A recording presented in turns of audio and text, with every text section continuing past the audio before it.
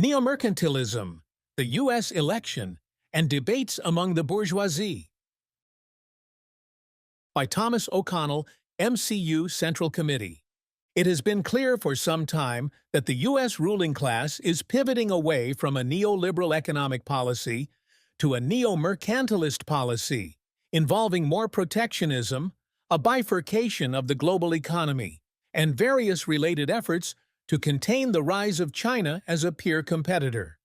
This is happening despite the fact that a significant section of the U.S. ruling class is opposed, or at least resistant, to it, given how much business they do in China and how dependent they are on production and sales in China for their current profits and projected future growth. While these capitalists stand to lose a lot of money during this breakup with China, both parties are now clearly supporting neo-mercantilism. The question now is to what degree, how rapidly, and in what ways will they pursue these policies? After all, old habits die hard. 0. Brief digression for definitions. A. Neoliberalism. First, let's start with a few brief definitions.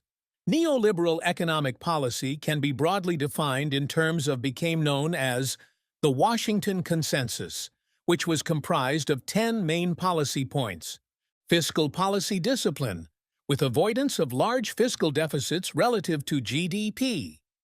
Redirection of public spending from subsidies, especially indiscriminate subsidies, toward broad-based provision of key pro-growth, pro-poor services like primary education, primary health care, and infrastructure investment. Tax reform, broadening the tax base and adopting moderate marginal tax rates. Interest rates that are market-determined and positive, but moderate in real terms. Competitive exchange rates. Trade liberalization. Liberalization of imports, with particular emphasis on elimination of quantitative restrictions, licensing, etc. Any trade protection to be provided by low and relatively uniform tariffs. Liberalization of inward foreign direct investment. Privatization of state enterprises. Deregulation. Abolition of regulations that impede market entry or restrict competition, except for those justified on safety, environmental and consumer protection grounds, and prudential oversight of financial institutions. Legal security for property rights.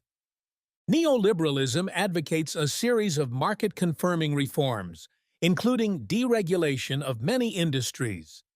These include various austerity measures, cuts to social services, a tax on unions, reducing the barriers to the free movements of capital and commodities, and more. All of this is based on an ideological fantasy of efficient and self-correcting markets, which supposedly can allocate resources and capital more effectively than any government plan. This ideology is, of course, absurd, given the role of monopolies in shaping and determining economic life as a whole, not just the market, but principally production, which plays a determining role in the exchange pattern in society.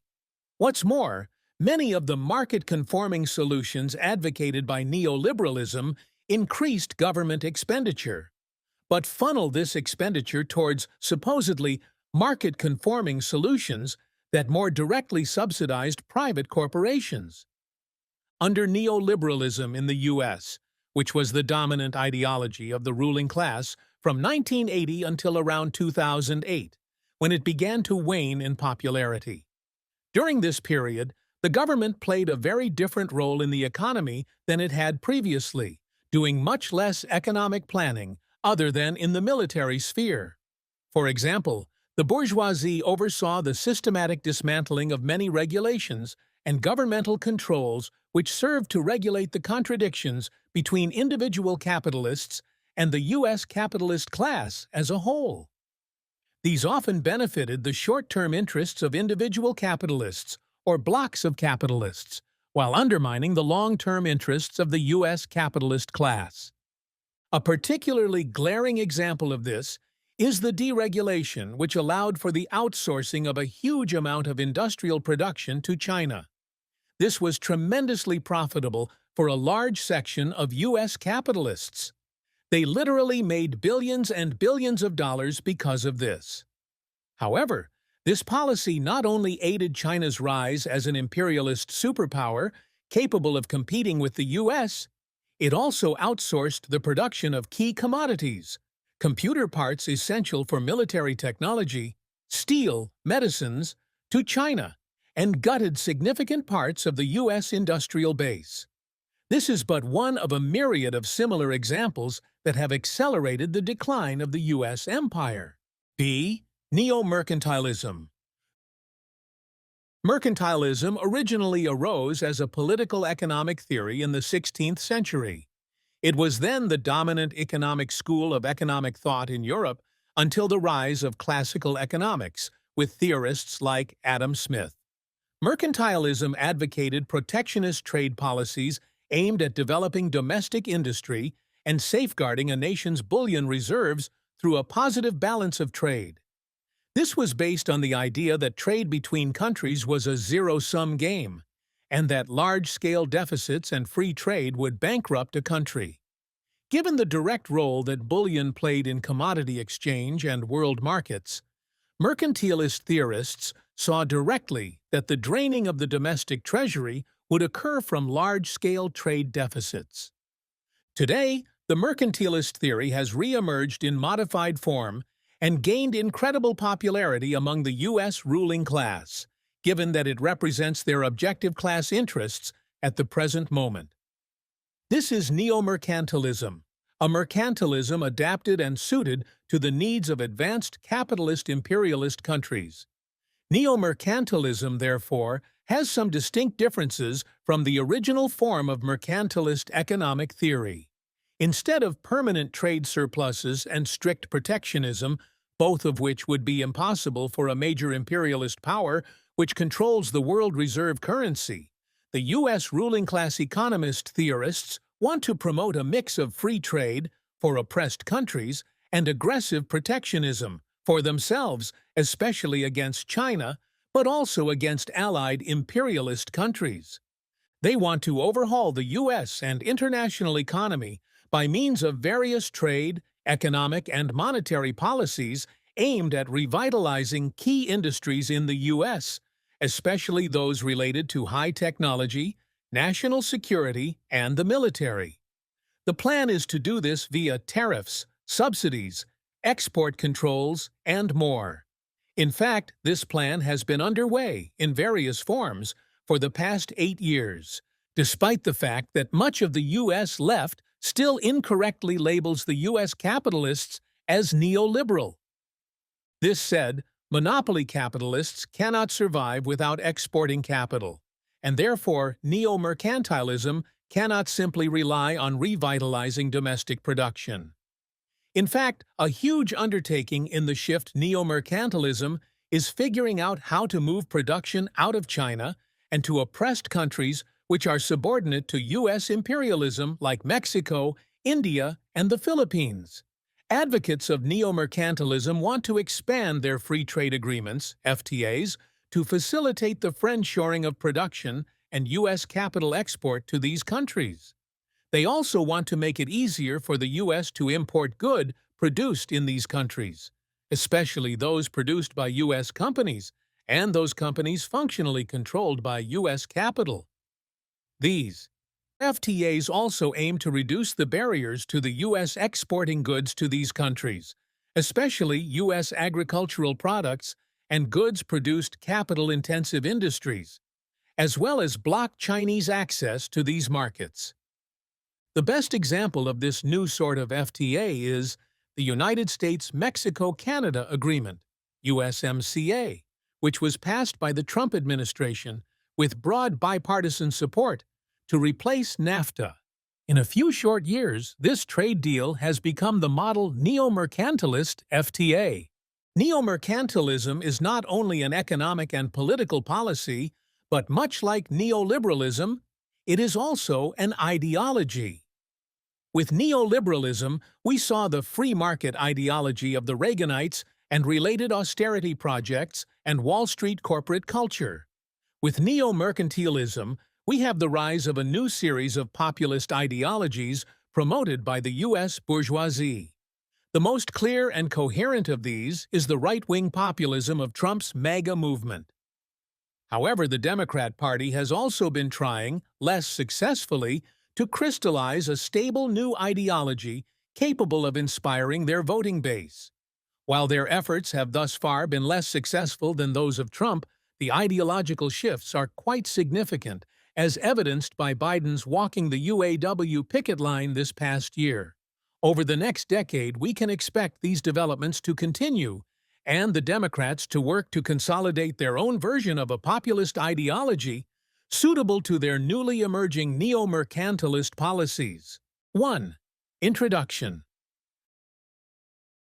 The U.S. bourgeoisie has decided that it needs to radically restructure the domestic economy and change a lot of their economic relations with other countries.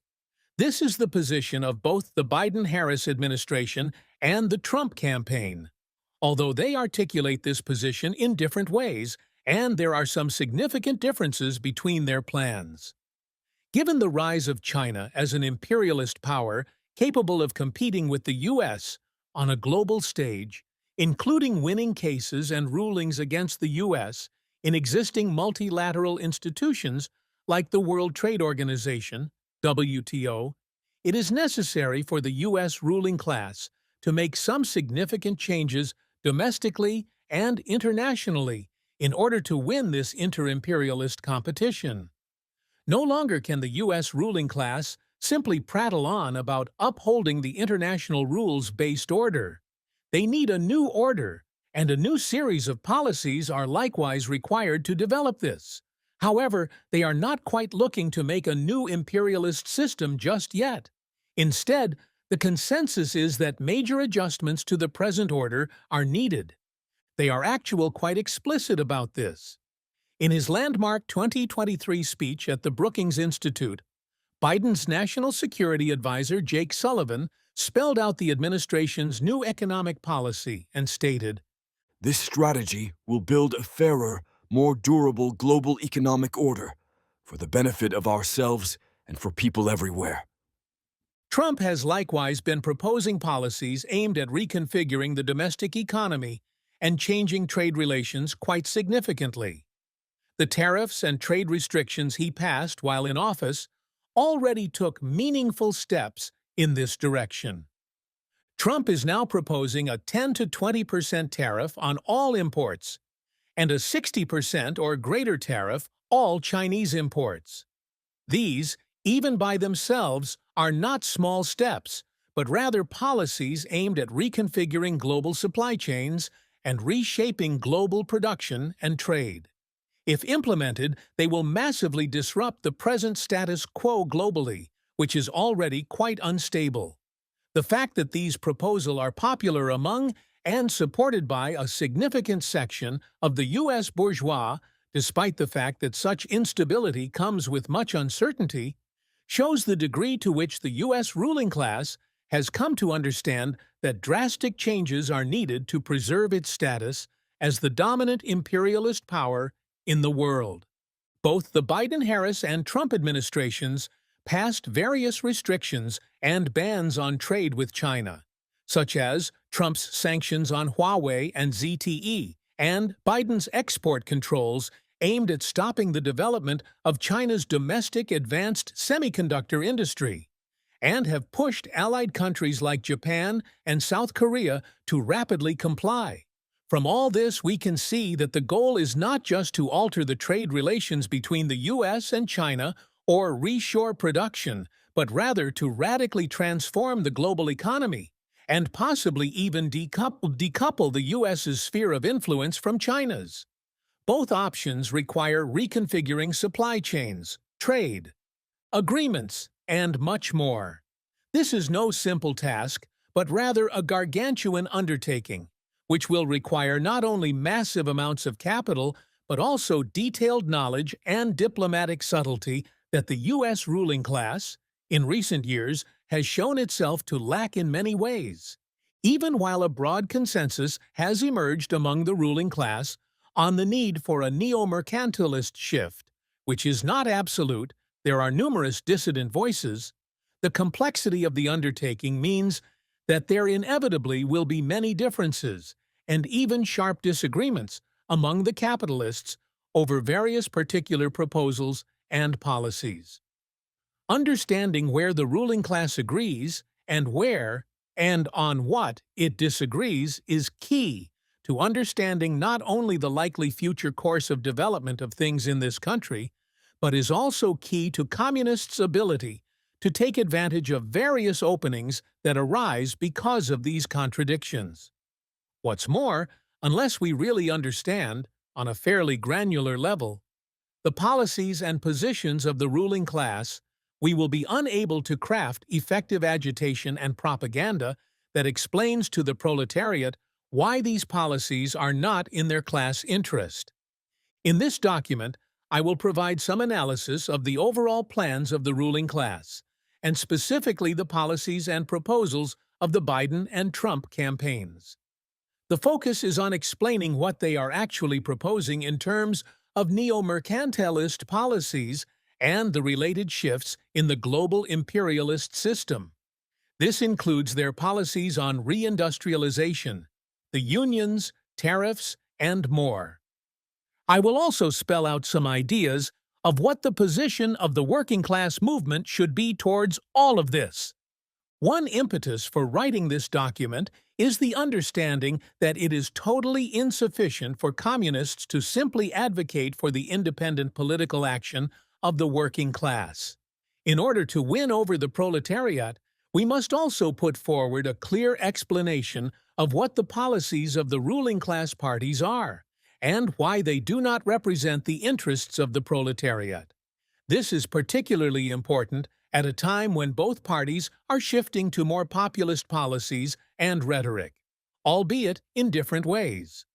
We can see that way in which both parties used to articulate and justify their policies has lost a lot of resonance with many Americans. This is evident in the popularity of figures like Bernie Sanders and Donald Trump as early as the 2016 presidential election. Now both parties are trying to craft new ideological frameworks to sell their capitalist policies to the masses in general and the working class in particular.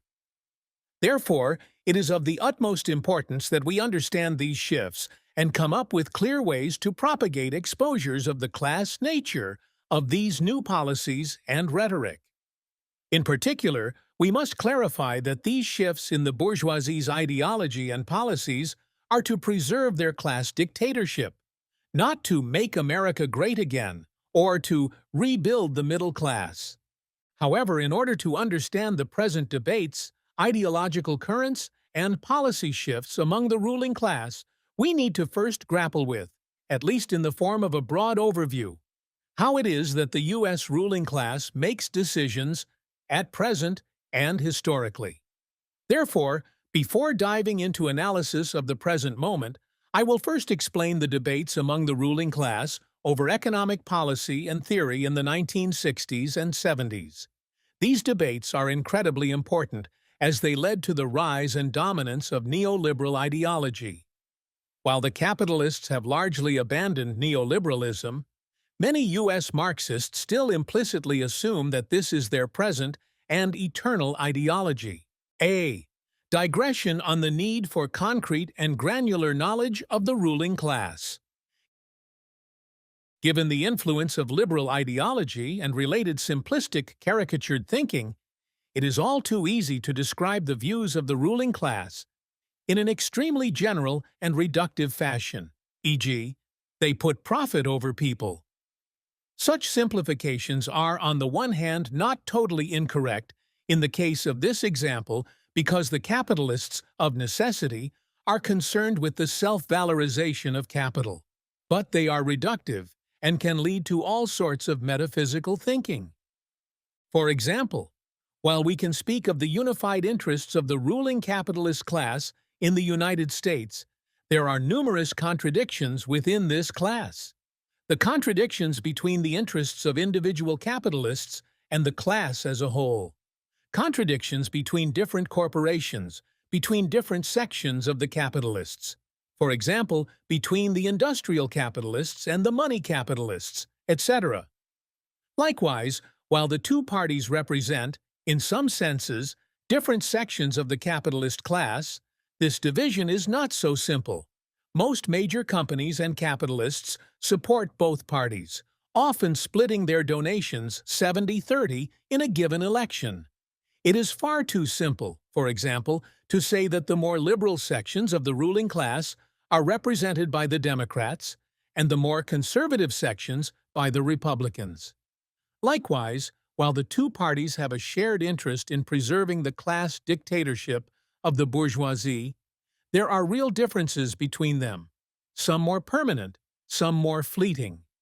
Different sections of the bourgeoisie may find it more useful to push a particular policy or change through one party at one time and through the other at another time. Given the lack of a mass communist vanguard party in the U.S., and we cannot quickly gain a systematic understanding of all of these contradictions in their particularity. However, it is possible for communists to cast aside some vestiges of reductive liberal thinking and develop more clear rational knowledge of the ruling class. This can help us take a step forward in our practical work, especially in agitation and propaganda around the presidential election. In the future, as the working class movement develops, and as we build the vanguard party, we will eventually, through theory and practice, be able to carry out the dialectical materialist circuit of knowledge on a huge social scale and understand the policies of the ruling class and various tendencies among them at a very granular level. To get a sense of what is ultimately possible when a party is built and develops into a mass vanguard party, it can be helpful to refer to the Chinese Communist Party's Liaosi Shenyang military campaign in the fall of 1948. This was a decisive military campaign in the Chinese Civil War, in which the revolution developed from strategic equilibrium to strategic offensive. Because of the political, military, and ideological clarity that the party had, they were able to predict, with great precision, exactly how the Kuomintang generals would act. They therefore were able to bait the enemy into unfavorable engagement, prevent them from reinforcing each other, and consistently outmaneuver them in basically all aspects of warfare. It is important to note that this clarity was not developed simply from theoretical study, though this was obviously an important factor, but also from drawing on the wisdom of the masses. Through the mass line method of leadership, the CCP was able to involve literally millions of people in the dialectical, materialist circuit of knowledge. They collectively worked together on a huge scale to understand the situation and refine their strategy and tactics in line with this understanding. To get a sense of how this played out, it can be helpful to quote from the text, "Great Victory for the Military Line of Chairman Mao Zedong," which was published in the late Cultural Revolution, and which explains this campaign, along with the subsequent Beiping-Tianjin campaign. In the course of these campaigns, there was an intense two-line struggle over the way forward, in this case between Mao's line and Lin Biao's. An excerpt about this struggle can help to clarify how clear Mao and others were on the contradictions within the enemy camp, and how clarity on the concrete nature of these contradictions was essential for formulating a correct military strategy for the campaign. Why was Lin Biao so reluctant to drive south? Mainly because he overrated the enemy and the enemy's initiative in sending large reinforcements.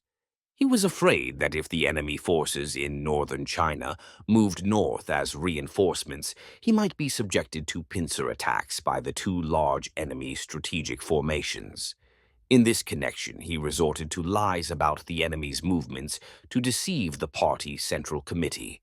In early August, he reported to the Revolutionary Military Commission that a certain number of the enemy's corps in northern China were already deployed in certain places of eastern Hopi province, while a certain enemy corps from eastern China had also been sent there. Exaggerating the seriousness of enemy movements, he calculated that the enemy forces in northern China might coordinate with those at Qinzhou in sending reinforcements eastward and link up with those at Shenyang, and that they might even reinforce those at Changchun or support their retreat. This assumption was ludicrous, for there were sharp contradictions at the time between Fu Zhouyi, commander-in-chief of the Kuomintang Northern China Bandit Suppression Headquarters, and Wei Li Huang, commander-in-chief of the Kuomintang Northeast Bandit Suppression Headquarters. His troops not being Chiang Kai-shek's own, Fu aimed always at preserving them and would never risk his units being destroyed by reinforcing Wei Li Huang's, which were Chiang Kai-shek's own forces. Judging from the general situation then prevailing, it may be said that the enemy would not send reinforcements until he considered that our army had been, to a certain extent, depleted. Obviously, Lin Piao overestimated Fu Zhouyi's initiative in this respect.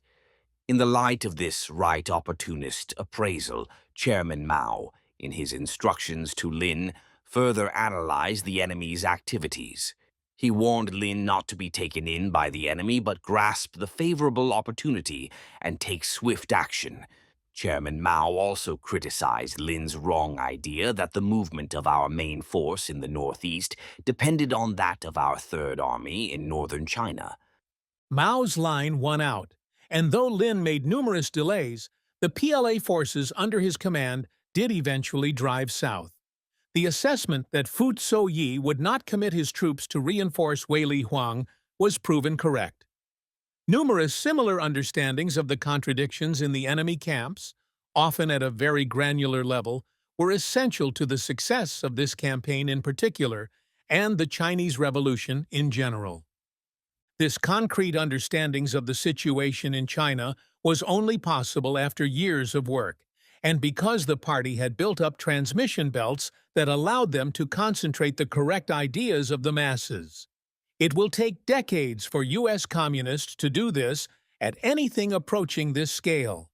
However, even now we can begin to replicate this practice, e.g., drawing on the correct idea of workers about the various contradictions among their local union officials, etc., at a small scale.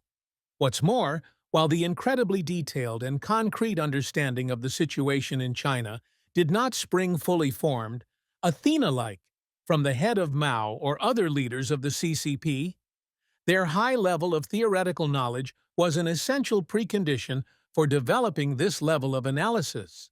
As Lenin noted in Left-Wing Communism, an infantile disorder. The first questions to arise are, how is the discipline of the proletariat's revolutionary party maintained? How is it tested? How is it reinforced? First, by the class consciousness of the proletarian vanguard, and by its devotion to the revolution, by its tenacity, self-sacrifice, and heroism. Second, by its ability to link up, maintain the closest contact, and, if you wish, merge, in certain measure, with the broadest masses of the working people, primarily with the proletariat, but also with the non-proletarian masses of working people. Third, by the correctness of the political leadership exercised by this vanguard, by the correctness of its political strategy and tactics, provided the broad masses have seen, from their own experience, that they are correct. Without these conditions, discipline in a revolutionary party, really capable of being the party of the advanced class, whose mission it is to overthrow the bourgeoisie and transform the whole of society, cannot be achieved. Without these conditions, all attempts to establish discipline inevitably fall flat and end up in phrase-mongering and clowning. On the other hand, these conditions cannot emerge at once. They are created only by prolonged effort and hard-won experience. Their creation is facilitated by a correct revolutionary theory, which, in its turn, is not a dogma, but assumes final shape only in close connection with the practical activity of a truly mass and truly revolutionary movement. So with all of this as something of a preamble, We are now in a position to dive into some of the historical background of the struggle among the U.S. bourgeoisie on the theoretical plane. This, in turn, will allow us to understand our own historical moment more scientifically and grasp, in a provisional fashion, how the ruling class policies have changed over time, and especially recently. Developing this understanding is particularly important. The dominant economic theory and ideology among the U.S. ruling class for decades had been neoliberalism. Now, things are changing quickly. When this change began, in the wake of the 2008 crisis, many on the U.S. left celebrated a return to the supposedly more humane and compassionate policies of Keynesianism. This left the left very vulnerable to co-optation, as illusions around Obama bloomed like mushrooms after a warm spring rain. Many have fallen into the same trap again and again over the past decade and a half. Given the blatant reactionary nature of the neoliberal dogma of the free market, an absurd dogma given the predominance of monopolies in all aspects of economic life today, many have been taken in by vaguely populist rhetoric from bourgeois politicians, combined with some social programs and fiscal stimulus for consumers. We can see this both in the popular support for Bernie Sanders as well as Donald Trump. We must not only steel ourselves against these illusions, but also be able to explain to the masses, and especially the advanced workers, what these changes in the ruling class policies, and ultimately the form of their class rule, are about, and why they do not serve the interests of the proletariat, even if a section of the workers get thrown a bone or two. In order to do this well, we need to concretely understand these policies and shifts at a granular level. Obviously, the level at which we Marxists understand them will be different than how we explain them in every conversation, the specific context of which will require us to put forward more or less complex and detailed analysis. But it is totally insufficient to argue that the policies of Trump and Harris don't serve the people because the two parties are parties of capital. We need to show this to the proletariat in detail and actively combat the propaganda of the capitalist class in its particularity. 2. Historical background on class rule and economic theory in the U.S. A. Keynesianism, the Great Depression, and the post-war period. In order to understand our present situation, it can be helpful to explain how some of the ideological struggles among the bourgeoisie over economic policy played out in the second half of the 20th century. This will not only help us better understand our present situation, but also clarify more concretely what is meant by democracy for the bourgeoisie and how democracy for this class actually functions in the U.S. This background will also show that neoliberalism, which has been the preferred ideology of the U.S. ruling class for decades, was by no means their preferred ideology historically. Actually, the past few decades have been fairly exceptional and unique in numerous regards. Therefore, it is important to remember that the ideology that the ruling class has promoted for decades is by no means the natural ideology of the U.S. ruling class, or the bourgeoisie as a class in general. As they shift their policies, ideology, and articulations, it is very important that Marxists have a clear understanding of these realities and this history, so that we can effectively struggle against the influence of bourgeois ideology among the masses, especially in its populist forms. During the Great Depression, Keynesianism became the favored form of bourgeois economic theory among the U.S. ruling class. Keynes adapted the neoclassical economic model to explain the protracted stagnation of the Great Depression. This stagnation had begun in the early 1920s in his home country of Britain. His theory explained the Great Depression in a way that traditional neoclassical economics could not, and it proposed a series of policies which helped to stem the radicalization of the working class and broad masses. This theory was well suited to the prevailing views and past policies of the capitalists in the U.S. They had pursued a long-standing policy of protectionism for American industry, first outlined by Alexander Hamilton, and had long believed in things like subsidizing various industries and sectors of the economy.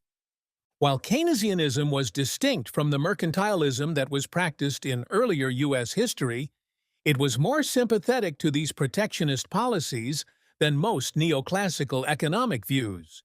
What's more, a central tenet of Keynesianism was that unemployment and inflation were inversely correlated.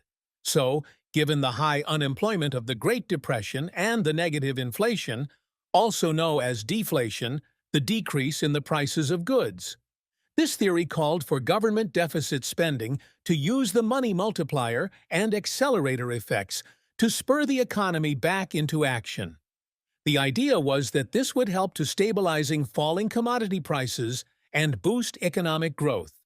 According to Keynes, inflation would only become a problem if deficit spending continued once the economy had reached full employment. Keynes's ability to explain some reasons for the crisis, most of neoclassic economics was at a loss to provide a clear explanation, quickly legitimized this new theory within bourgeois circles, and these policies were adopted as the economy was beginning to recover from the worst phase of the Depression, thus contributing to the idea that these policies were the only or at least main reason that the economy began to recover. After World War II, Keynesianism was by far the dominant economic policy in all capitalist countries. Keynes himself played a major role in shaping the Bretton Woods system and the broader post-World War II order.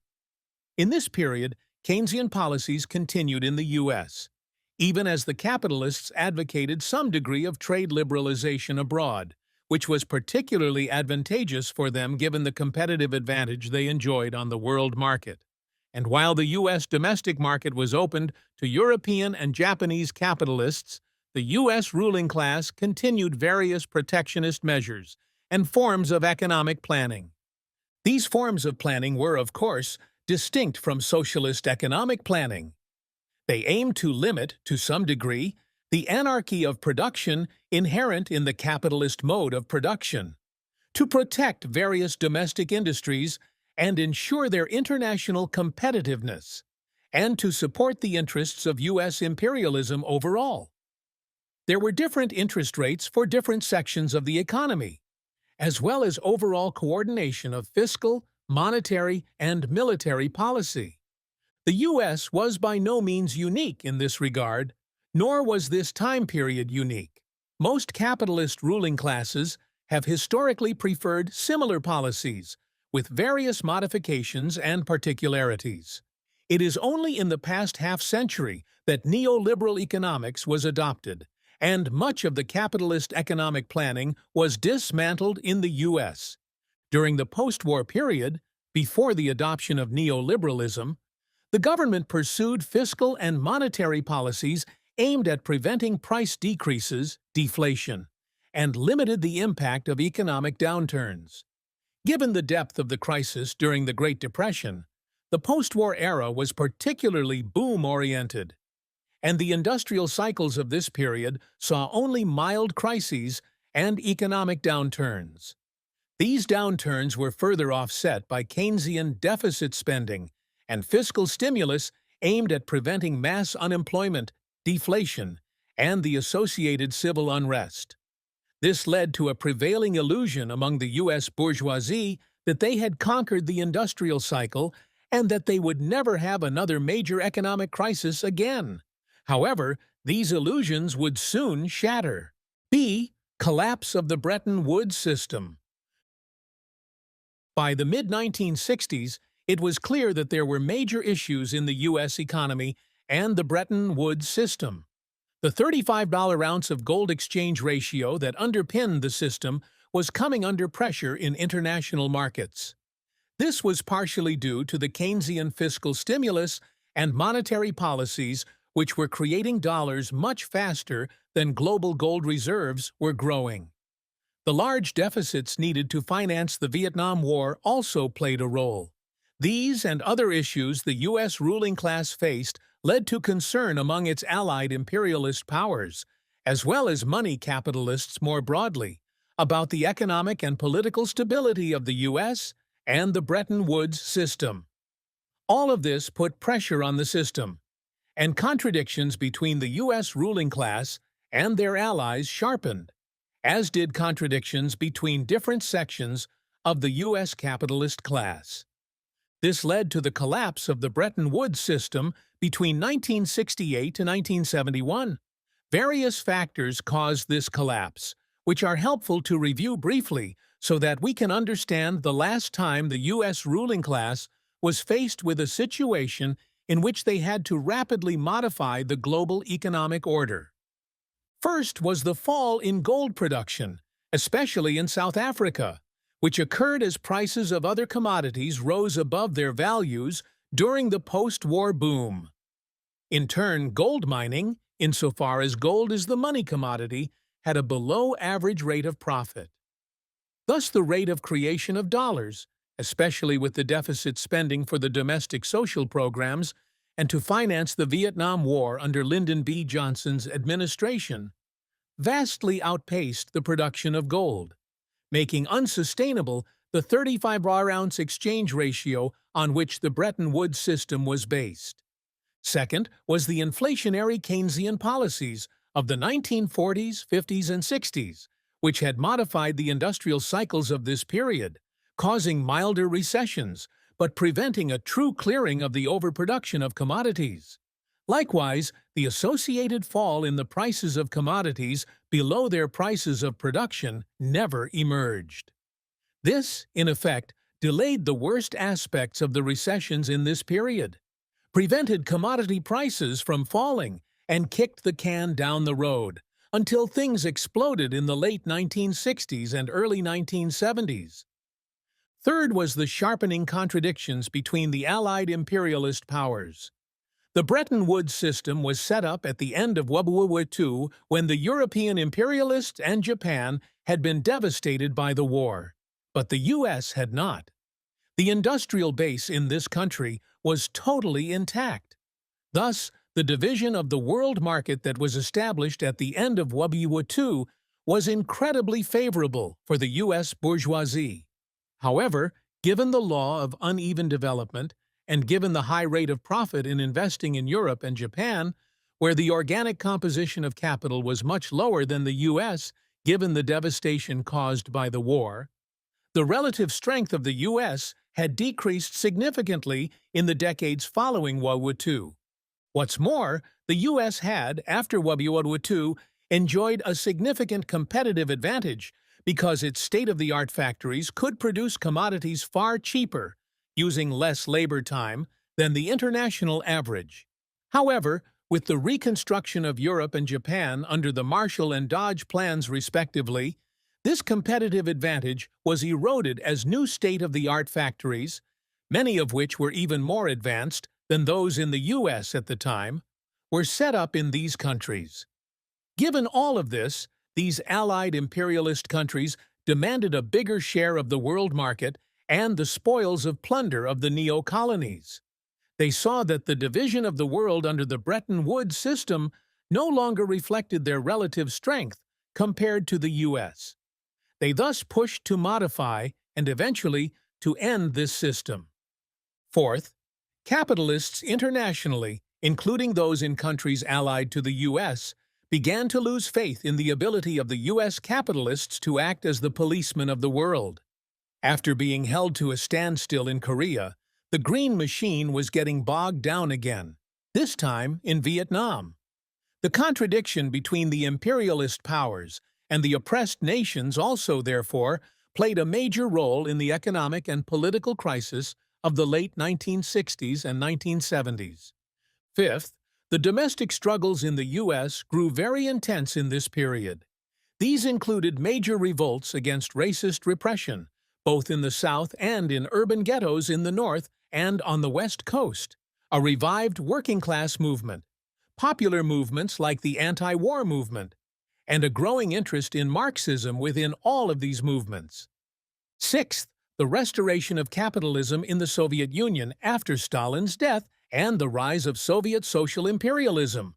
Socialism in name, imperialism in deeds. Under Brezhnev, the new capitalist class in the USSR pursued a much more aggressive policy of expanding their influence globally, and increasingly was challenging the US and its allies in key markets. Seventh was the Great Proletarian Cultural Revolution in China, which provided inspiration to popular movements around the world, and showed that despite the restoration of capitalism in the USSR, there was still a path forward for socialist revolution. The GPCR helped to inspire popular rebellion in neo-colonies and imperialist countries, and played a major role in the rebellions of May 1968 in France, Italy, Mexico, and elsewhere. All of this contributed to a situation where the money capitalists, both in the US and abroad, became very worried about the status of the US dollar, which in a sense acted as a proxy for their concern over the capabilities and competence of the US ruling class and the monetary authority that issues the dollar, the Federal Reserve. They basically saw the writing on the wall that the 30-ounce exchange rate had to end. This was obviously a major crisis, both political and economic, for the U.S. ruling class. Various ad hoc measures were adopted to preserve the Bretton Woods system, such as the London Gold Pool, in which the different imperialists' powers intervened in the London gold markets to defend the 35-ounce exchange rate. But these were ultimately unable to stop the collapse of the system, which fell apart in 1971 when Nixon closed the gold window and thereby ended the convertibility of the dollar to gold. See the fall of Keynesianism and the rise of Milton Friedman's theories. The collapse of the Bretton Woods system was not just an economic and political crisis of the U.S. bourgeoisie. It was also a theoretical and ideological crisis. Keynesianism had held that inflation and unemployment were inversely correlated, and even went so far as to argue that it was possible that both high inflation and high unemployment could exist simultaneously. And yet, starting in 1970, there was both high unemployment and high inflation. The U.S. ruling class needed a way to understand and explain both this and the collapse of the Bretton Woods system. They also desperately needed to develop new policies that would preserve their class dictatorship at home and their empire abroad, and to find an ideological framework to justify the necessary shifts in their class rule, which included massive austerity policies and partial deindustrialization. Not an easy sell. Keynesianism had become discredited both among the population, to various extents and in various different ways, as it was seen as the cause of, or at least a major factor in, the crisis in the Bretton Woods system and the stagflation of the 1970s. It was in this situation that the ruling class turned to the views of Milton Friedman, originally called monetarism, and then later, neoliberalism. Friedman shared Keynes's assumption that capitalism is an inherently stable system. However, he argued that instability in the system was caused by bad monetary policy, and that future crises could be averted by simply controlling the expansion and contraction of the money supply. Friedman literally reduced the complexity of the whole capitalist system to a stable equilibrium, and argued that a single variable, the money supply, supposedly outside the capitalist system, was responsible for all prior crises. His idea was that the government's issuance of the money supply was really something outside of the capitalist system proper. In his view, if the Fed had not allowed the money supply to contract by 1/3 in the early 1930s, then the Great Depression could have been avoided. He was therefore an opponent of the gold standard, as were the Keynesians, albeit for different reasons, because he felt that it constricted the Fed's ability to control the money supply, insofar as they had to maintain the dollar's 35-ounce peg to gold. The basic idea is that the growth of the money supply has to match, via some ratio, the growth of the amount of commodities in circulation. The idea was that if the money supply grew too quickly relative to the growth of the economy, this would cause inflation, and if it contracted, or even grew too slowly, this would cause deflation and perhaps even an economic crisis. Friedman considered money only as a means of circulation and saw it as only having this one function. He was, therefore, unable to grasp how many situations arise where the money supply can increase rapidly without causing inflation. This gaping hole in his theory was eventually exposed in the 1980s, when he predicted that there would be more inflation because of the increases in the money supply, which never came. However, in the 1970s, his economic theory did offer a seemingly coherent explanation of the stagflation. In promoting his views, Friedman squared off against Keynesian MIT professor Paul Samuelson in debates over the stagflation of the 1970s, and came out as the more clear and pragmatic of the two. These were popular but high-level economic debates which had a huge impact in ruling class circles. From 1966 to the 1980s, Samuelson and Friedman had side-by-side columns in Newsweek debating key questions of economics. While both were academics, Samuelson was most famous for having brought complex mathematics to economics and argued that math was the natural language for economists. In this period, he was considered one of the most influential economic theorists among the bourgeoisie.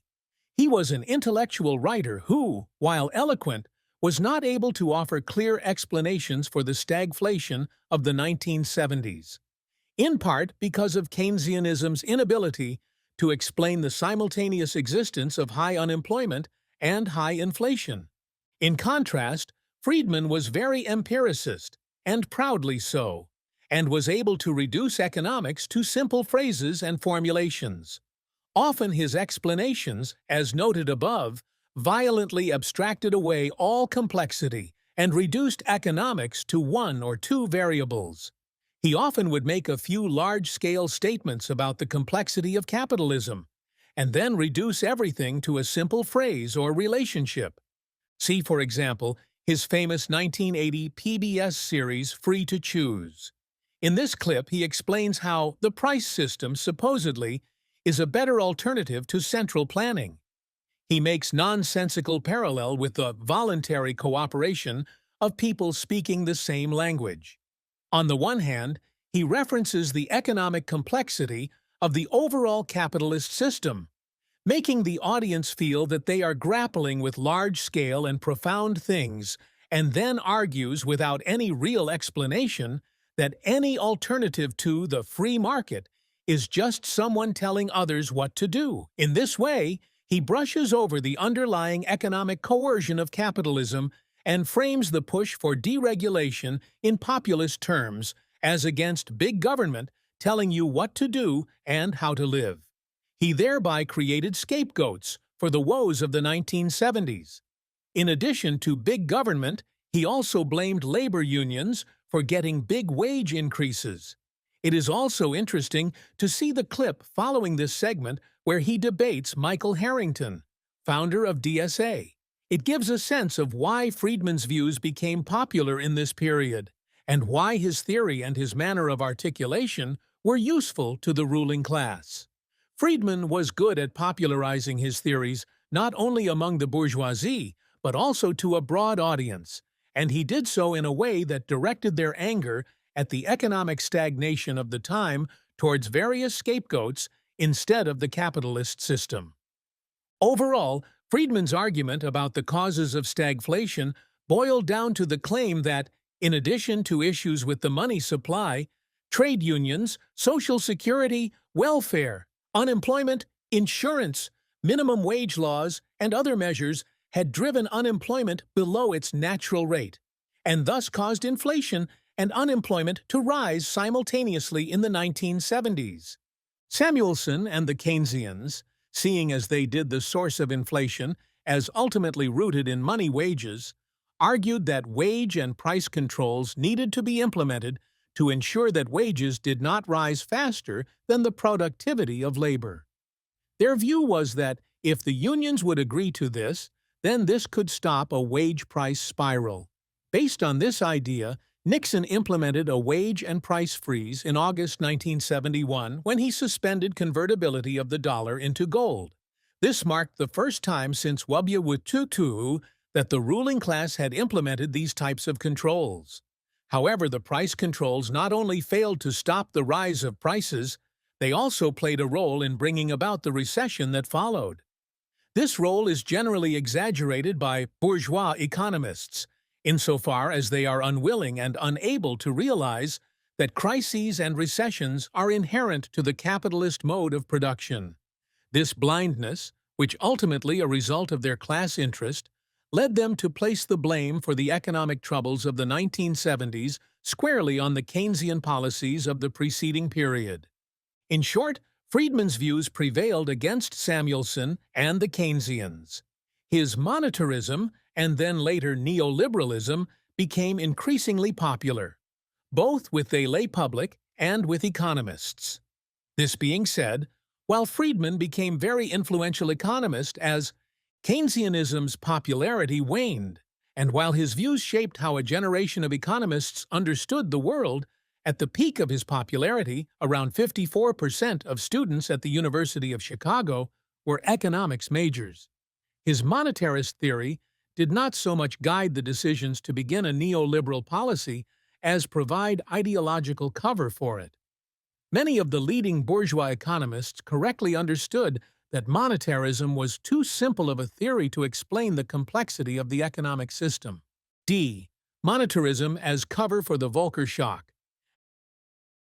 As the stagflationary 1970s ground on, and even very high interest rates failed to stabilize the dollar's value, and likewise failed to restore confidence among money capitalists in the capabilities of the U.S. ruling class in general and the Federal Reserve in particular, there was an urgent need to act decisively to prevent the continued collapse of the dollar.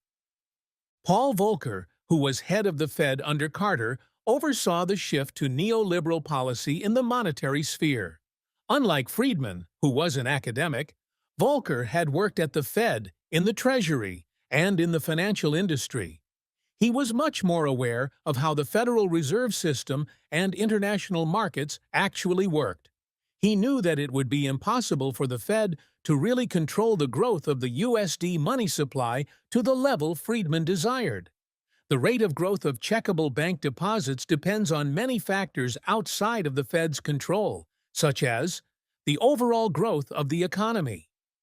Therefore, Volcker used the popularity of monetarism as cover to craft policies aimed at stopping the international collapse of the value of the dollar. These policies were not motivated by Friedman's monetarist theory, which was always very academic, dogmatic, and impractical, but rather by a more clear understanding of what was needed to preserve the dominance of U.S. imperialism. In late 1979 and early 1980 a panicked rush of capital to gold and out of the USD. Even with the federal funds rate at 10%, the gold price of the dollar had gone from $35 per ounce in 1968 to $350 per ounce by the fall of 1979. By January 21, 1980, the situation rapidly deteriorated, and the dollar's gold price rose to $850 per ounce. There was a desperate need to stabilize the USD and stop its free fall. However, the policies necessary to do so, which principally involved a massive increase in the federal funds rate to over 18%, would not be very popular, as they would lead to a major recession and would significantly increase the cost of mortgages and auto loans, thus putting home ownership and car ownership outside of the reach of many who could previously afford it. Extremely high interest rates would also undermine the profits of industry and would not be popular with industrial and commercial capitalists. Therefore, to somewhat disguise the nature of what they were doing, the Volcker Fed announced that they would no longer be targeting interest rates, even though they planned to raise them significantly, but would instead be targeting the quantity of money, as defined by Friedman. This provided ideological cover and justification for the massive interest rate hikes that followed in the Volcker shock. This worked to stabilize the dollar. The gold price of the dollar fell to 333 per ounce by 1982. Note that this was still around 10 times the 35 per ounce ratio that had prevailed from 1933 to 1968. A neoliberalism was objectively necessary for the U.S. bourgeoisie. While Volcker and other sharper members of the ruling class did not ever really subscribe to the monetarist theory and policies, Friedman's views became incredibly influential in U.S. academic departments and with the ruling class more broadly. However, even in the Reagan administration, to which Friedman was an advisor, the size of the government did not. In the U.S., the 1980s and subsequent decades are generally misunderstood. Marxism teaches us that social being determines consciousness. Therefore, when analyzing the particular ideological formation of the ruling class in a given period, we should study the particular economic conditions which give rise to this ideology and which make it viable. Of course, we must also study struggles in the ideological sphere and understand how ideology in turn reacts back on the economic base. In contrast, the typical left liberal view sees the 1980s, 1990s, and early 2000s, and neoliberalism more broadly, as a result of corporate greed, and thus flips the whole picture on its head. Of course, the ruling class needed to first craft a theory suitable to their shifting needs as a class, and then a struggle did need to play out in the superstructure for this theory, for this to obtain widespread acceptance and popularity. However, these theories obtained popularity among the bourgeoisie precisely because they described reality with a degree of objectivity suitable to the bourgeoisie. E.g., Keynesian explained, within the confines of neoclassical economics, the supposed cause of the Great Depression, and proposed policies to address various issues which serve the bourgeoisie's class interest. Therefore, in order to properly understand neoliberalism and not fall into idealist thinking, we need to understand the underlying economic conditions that made it a viable and effective form of economic and political policy for the U.S. bourgeoisie. Otherwise, we can easily fall into the left liberal trap of arguing that this shift was principally motivated by greed or other subjective factors.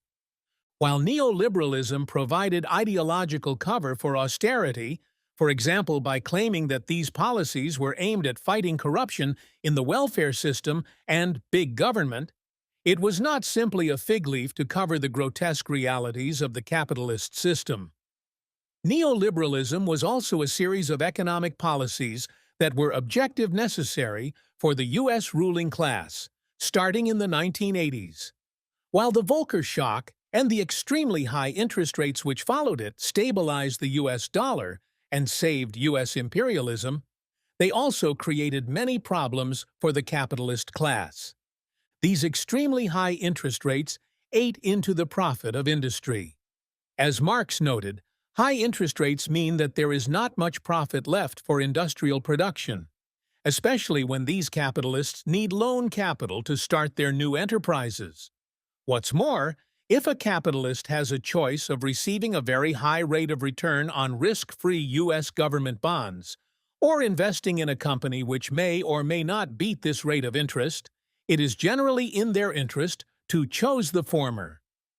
Therefore, U.S. capitalists not only did not tend to invest in expanded reproduction domestically, especially in heavy industry, in the 1980s, they actually scuttled various factories, preferring to become money capitalists rather than even carry on production at existing levels within the U.S.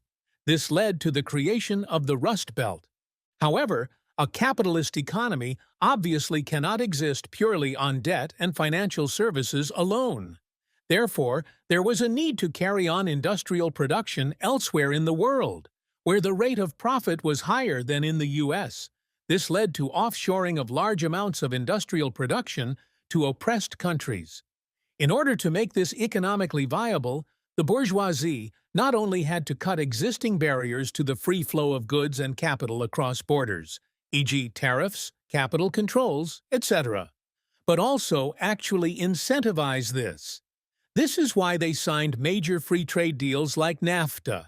Neoliberal policies were not just profitable for the capitalists, but were objectively necessary.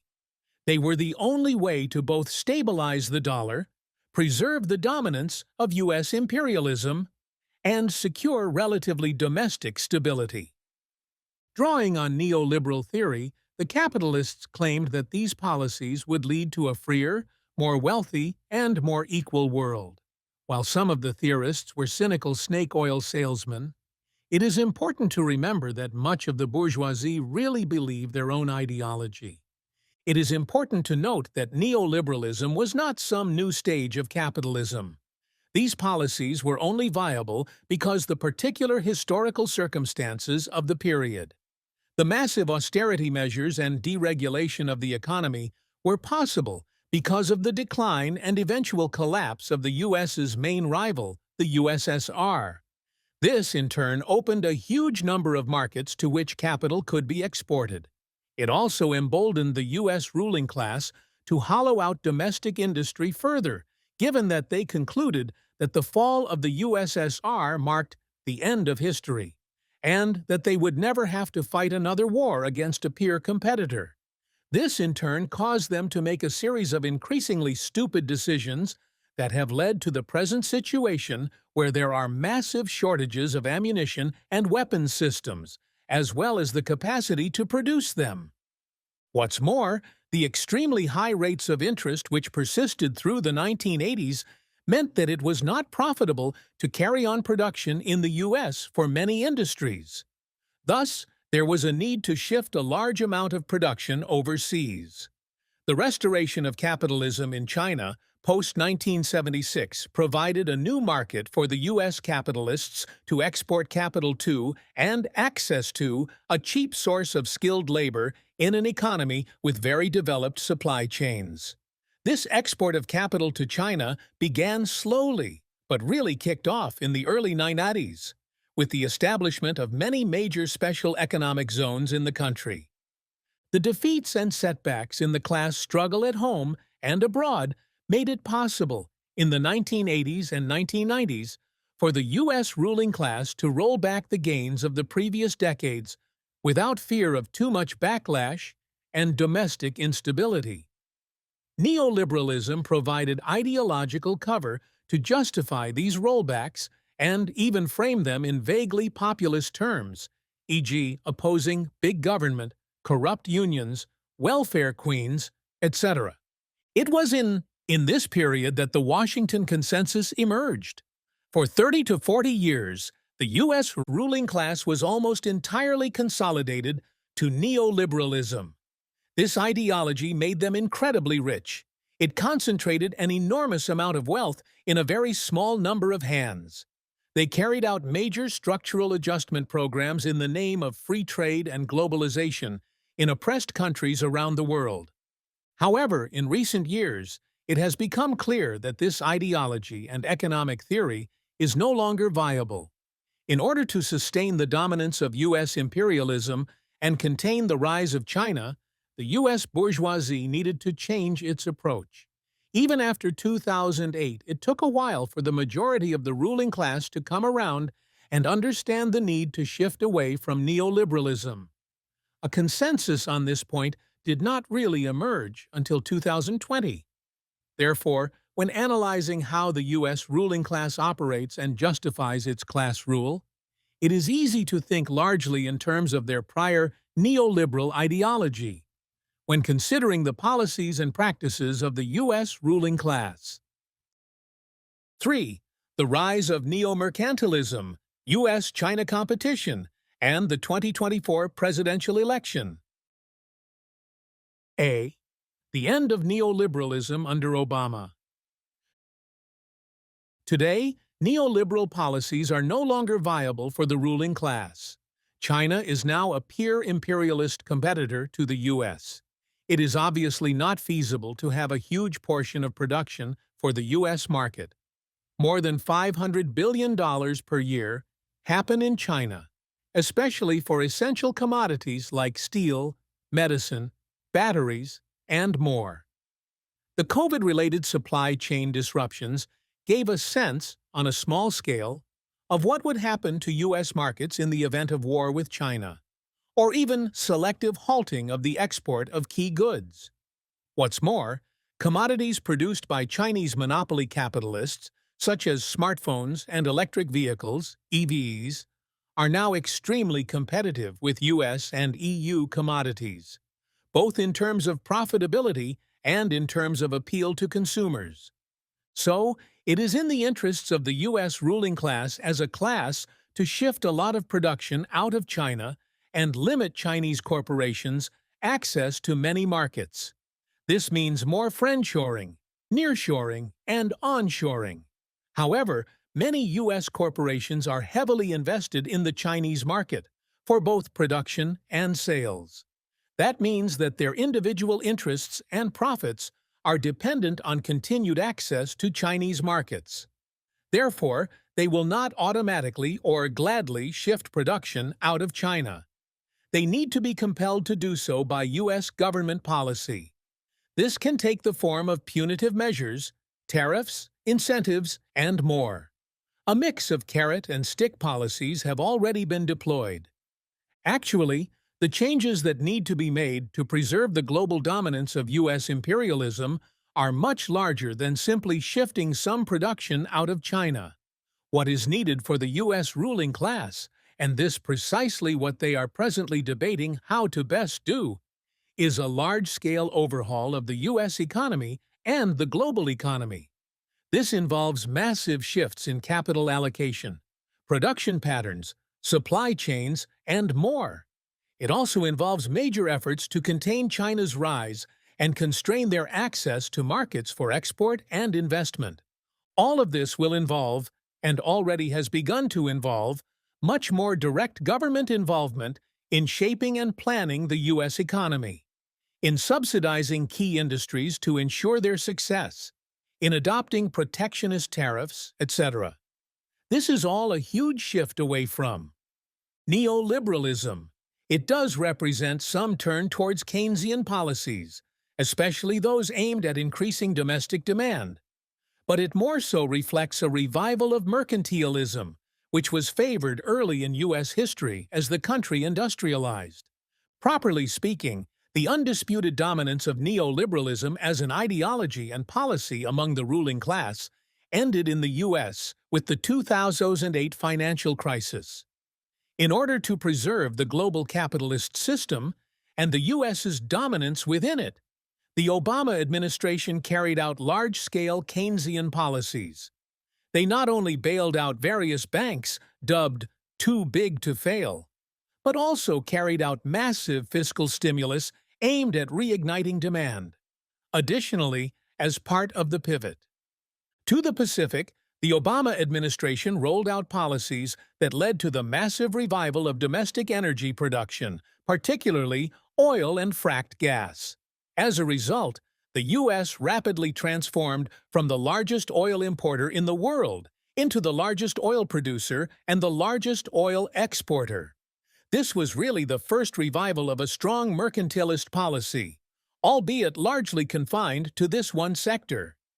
These shifts were made because there was a growing understanding that China had arisen as an imperialist rival to the U.S., and that the U.S. could no longer go on operating as it had been. Being bogged down in forever wars in the Middle East weakened the bourgeoisie's ability to deter China's aggressive expansion in the Pacific. Being dependent on foreign oil was a major strategic vulnerability, especially in the event of any major war. Under the Obama administration, there was some preliminary understanding how of neoliberal policies had become a significant liability, despite being extremely profitable, and despite having previously helped the U.S. bourgeoisie consolidate control of key markets abroad and maintain the stability of class rule domestically. Despite reindustrialization under Obama being largely confined to one sector, the fossil fuel industry, and to a lesser extent related petrochemical industries. This marked a major change in U.S. policy, economically, geopolitically, and militarily. It also laid the groundwork for future reindustrialization, insofar as U.S. industry now has access to a vast amount of very cheap energy. The success of the development of the oil and fracked gas industries under Obama is important to keep in mind as we evaluate the likely outcomes of reindustrialization efforts going forward. B. The Trans-Pacific Partnership, Trump, and the re-emergence of mercantilism. Under the Obama administration, the U.S. ruling class still believed that China's rise could largely be countered with various new free trade agreements, FTAs, and other neoliberal policies, supplemented with various military shifts and the revival of domestic energy production. Chief among these FTAs was the Trans-Pacific Partnership, which was slated to be the largest free trade agreement the U.S. ever created. While originally involving 12 Pacific countries, it was slated to expand rapidly and become a major free trade bloc aimed at countering China's rise. Within the TPP, all tariffs and barriers to U.S. goods would have been lifted in member countries, and the U.S. would have begun to shift some production to these countries and out of China. Negotiating this FTA was perhaps the crowning diplomatic achievement of the Obama administration. It involved wringing various concessions, major and minor, from allied powers like Japan and New Zealand. This was no easy or simple task.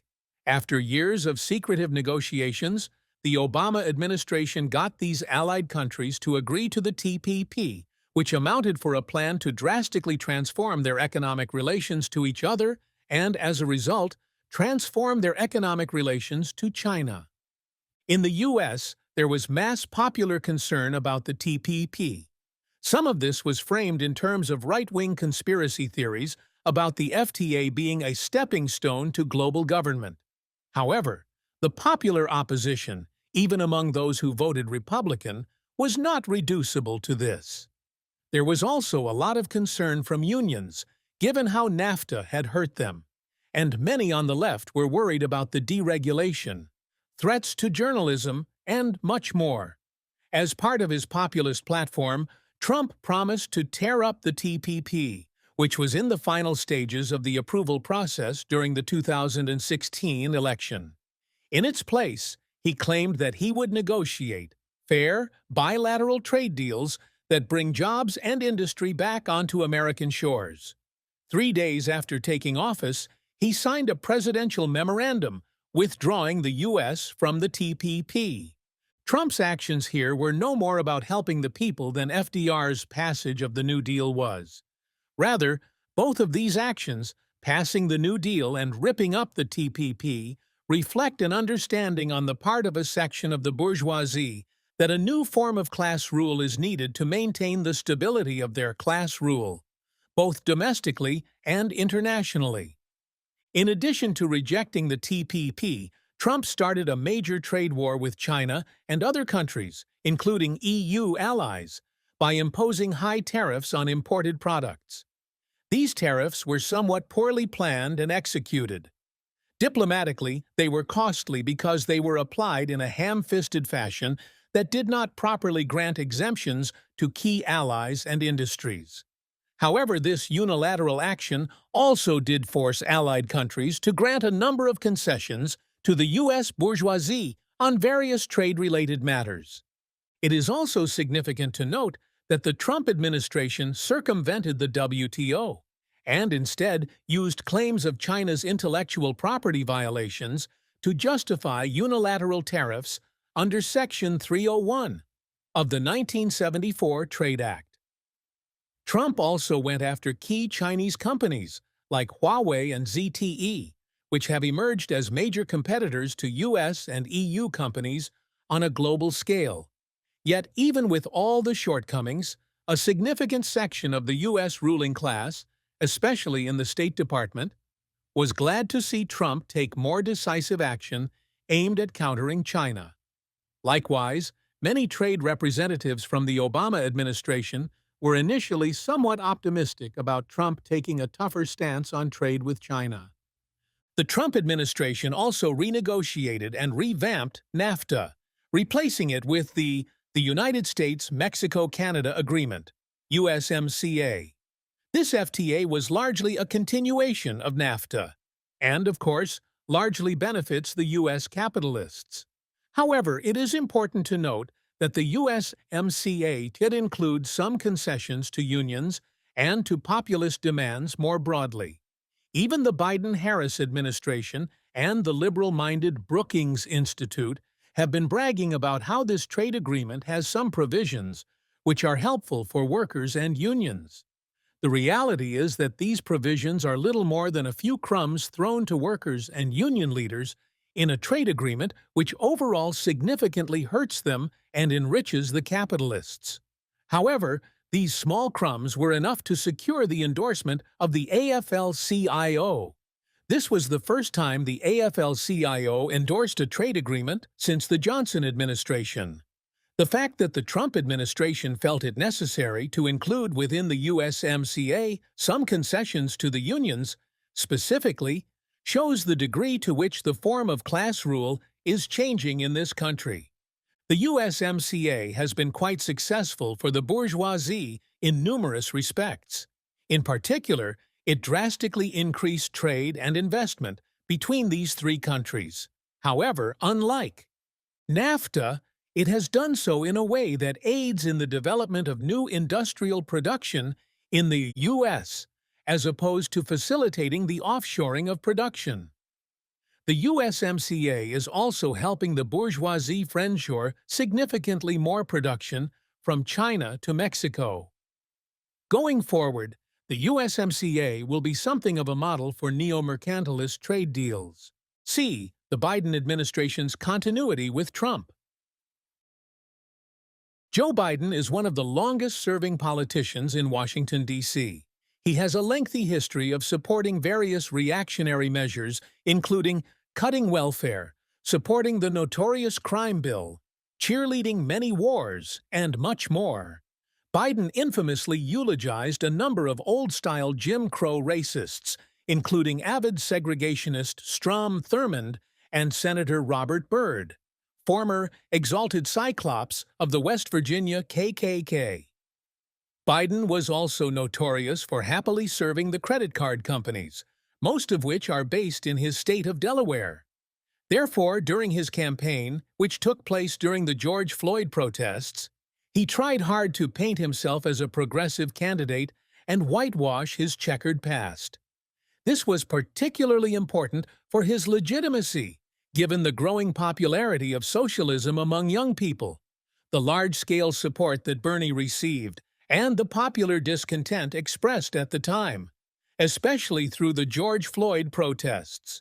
In order to build the legitimacy of his candidacy, Biden had to promise various concessions on key issues, such as green energy and climate change, police brutality, minority rights, student loans, and more. Of particular importance is that, during his campaign, Biden began to frame himself as a pro-union candidate, something at odds with his long-standing history of supporting big business and deregulation. Once elected, he went so far as to begin describing himself as the most pro-union president in history. It is important to note that this rhetoric around supporting the unions was not just because of the pressures of the class struggle and protest movements. There are numerous other factors, including the still somewhat nascent but growing efforts by the Republican Party to openly court unions. This was exemplified by traditionally anti-union politicians like Marco Rubio, publishing a 2018 op-ed supporting unions, provided that they maintained a non-adversarial relationship with corporations. The Democrats were not unaware of what this represented. These overtures, combined with the populism of not just Trump, but also younger Republicans like Josh Hawley, pose a threat to the Democrat Party's recent relatively monopoly on support from union leadership. Upon taking office, the Biden-Harris administration surprised many by keeping the Trump-era tariffs and other measures in place. Prior to this point, Many in the U.S. and abroad had expected something of a reset in U.S.-China relations under Biden. However, not only did Biden not roll back Trump's various measures against China, his administration actually added to them and expanded them. This included measures like putting export controls in place to restrict the flow of U.S. goods to China, as well as large-scale measures that aimed to stop allies from selling key means of production to China. All of this have been combined with large-scale efforts to rebuild the domestic manufacturing base and restrict U.S. investment in China in key industries. These efforts have included legislation like the CHIPS and Science Act, the Infrastructure Investment and Jobs Act, and the Inflation Reduction Act, IRA. This is neomercantilism. The aim is to reshore production in batteries, semiconductors, and more. The Biden administration is also working to protect and expand the domestic automobile industry, along with related heavy industry. This will not only allow the U.S. bourgeoisie to compete more effectively with China, but it will also eat into the market share of European and Japanese manufacturing, both in the U.S. market and internationally. This can be seen, for example, in the tax credits for electric vehicles that were an integral part of the IRA. Only vehicles assembled in North America can receive this $7,000 tax credit. This means that electric vehicles assembled in South Korea, Japan, and Europe now have a $7,000 disadvantage in the U.S. market. In conjunction with the higher cost of energy in Europe, post-Nord Stream sabotage, this has made it hard for the European car companies to compete in the U.S. market, and in the longer term, internationally. All of this being said, these acts are not nearly enough to revitalize domestic manufacturing in the U.S., let alone fundamentally transform the world imperialist system and reconfigure global supply chains. For example, the CHIPS Act only provided $52 billion over a few years to develop domestic semiconductor manufacturing. Semiconductor factories, called fabs, are enormously expensive. A state-of-the-art fab costs tens of billions of dollars to make.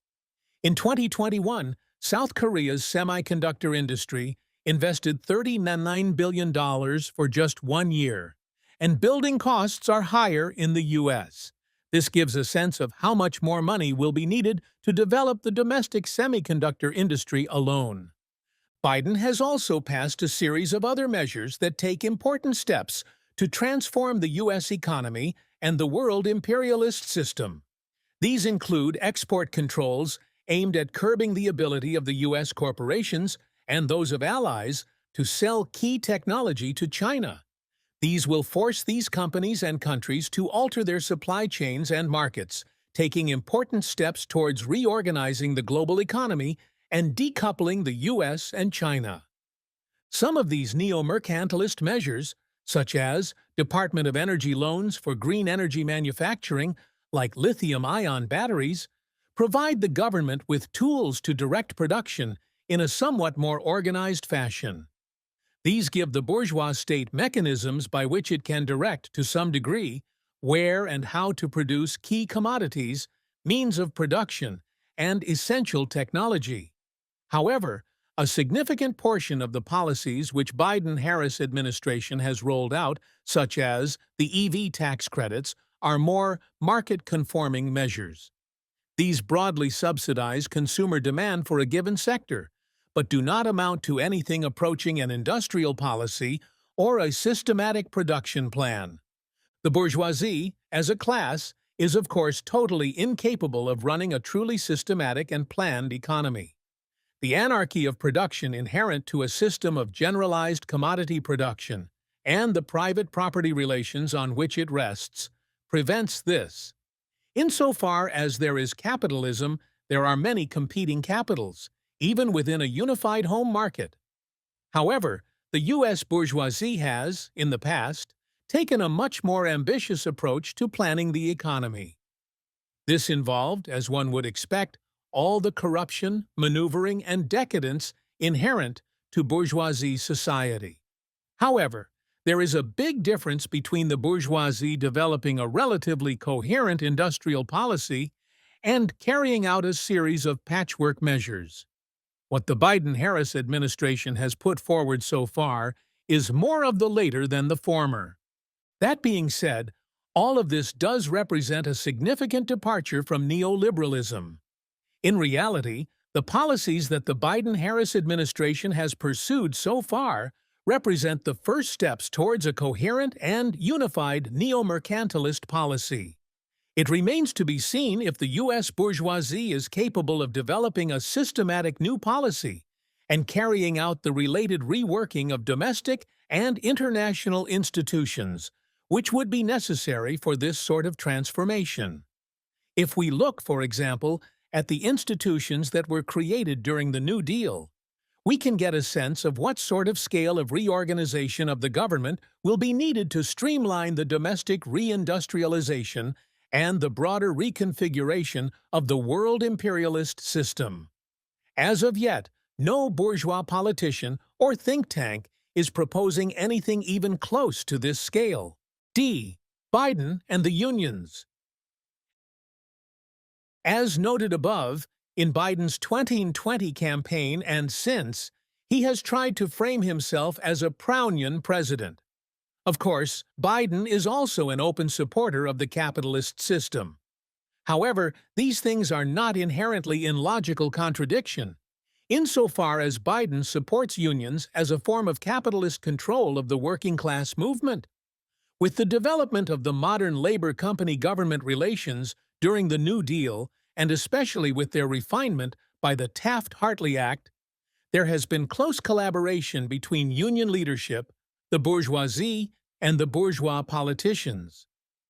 In order to carry out the large-scale reindustrialization of the country, keep the class struggle within acceptable limits, and ensure regular production in the new industries, the bourgeois needs the unions. They need corrupt union leadership willing to sell out workers' struggle while maintaining the form of appearance of radicalism and militancy. When the class struggle intensifies and the working class movement cannot totally be held back and strike cannot be completely avoided, they need these misleaders of labor to weaken the movement, run interference, and limit the scope and scale of strikes and disruptions. Both Biden and Trump also need the support of the union leadership and their members to win elections. If we look at Biden's presidency, we can see both how he has maneuvered to win support of union leaders and how he has, in turn, used their support to keep a lid on the class struggle. The most glaring example of this relationship between union leadership and the Biden administration is the crushing of the railway strike in December 2022.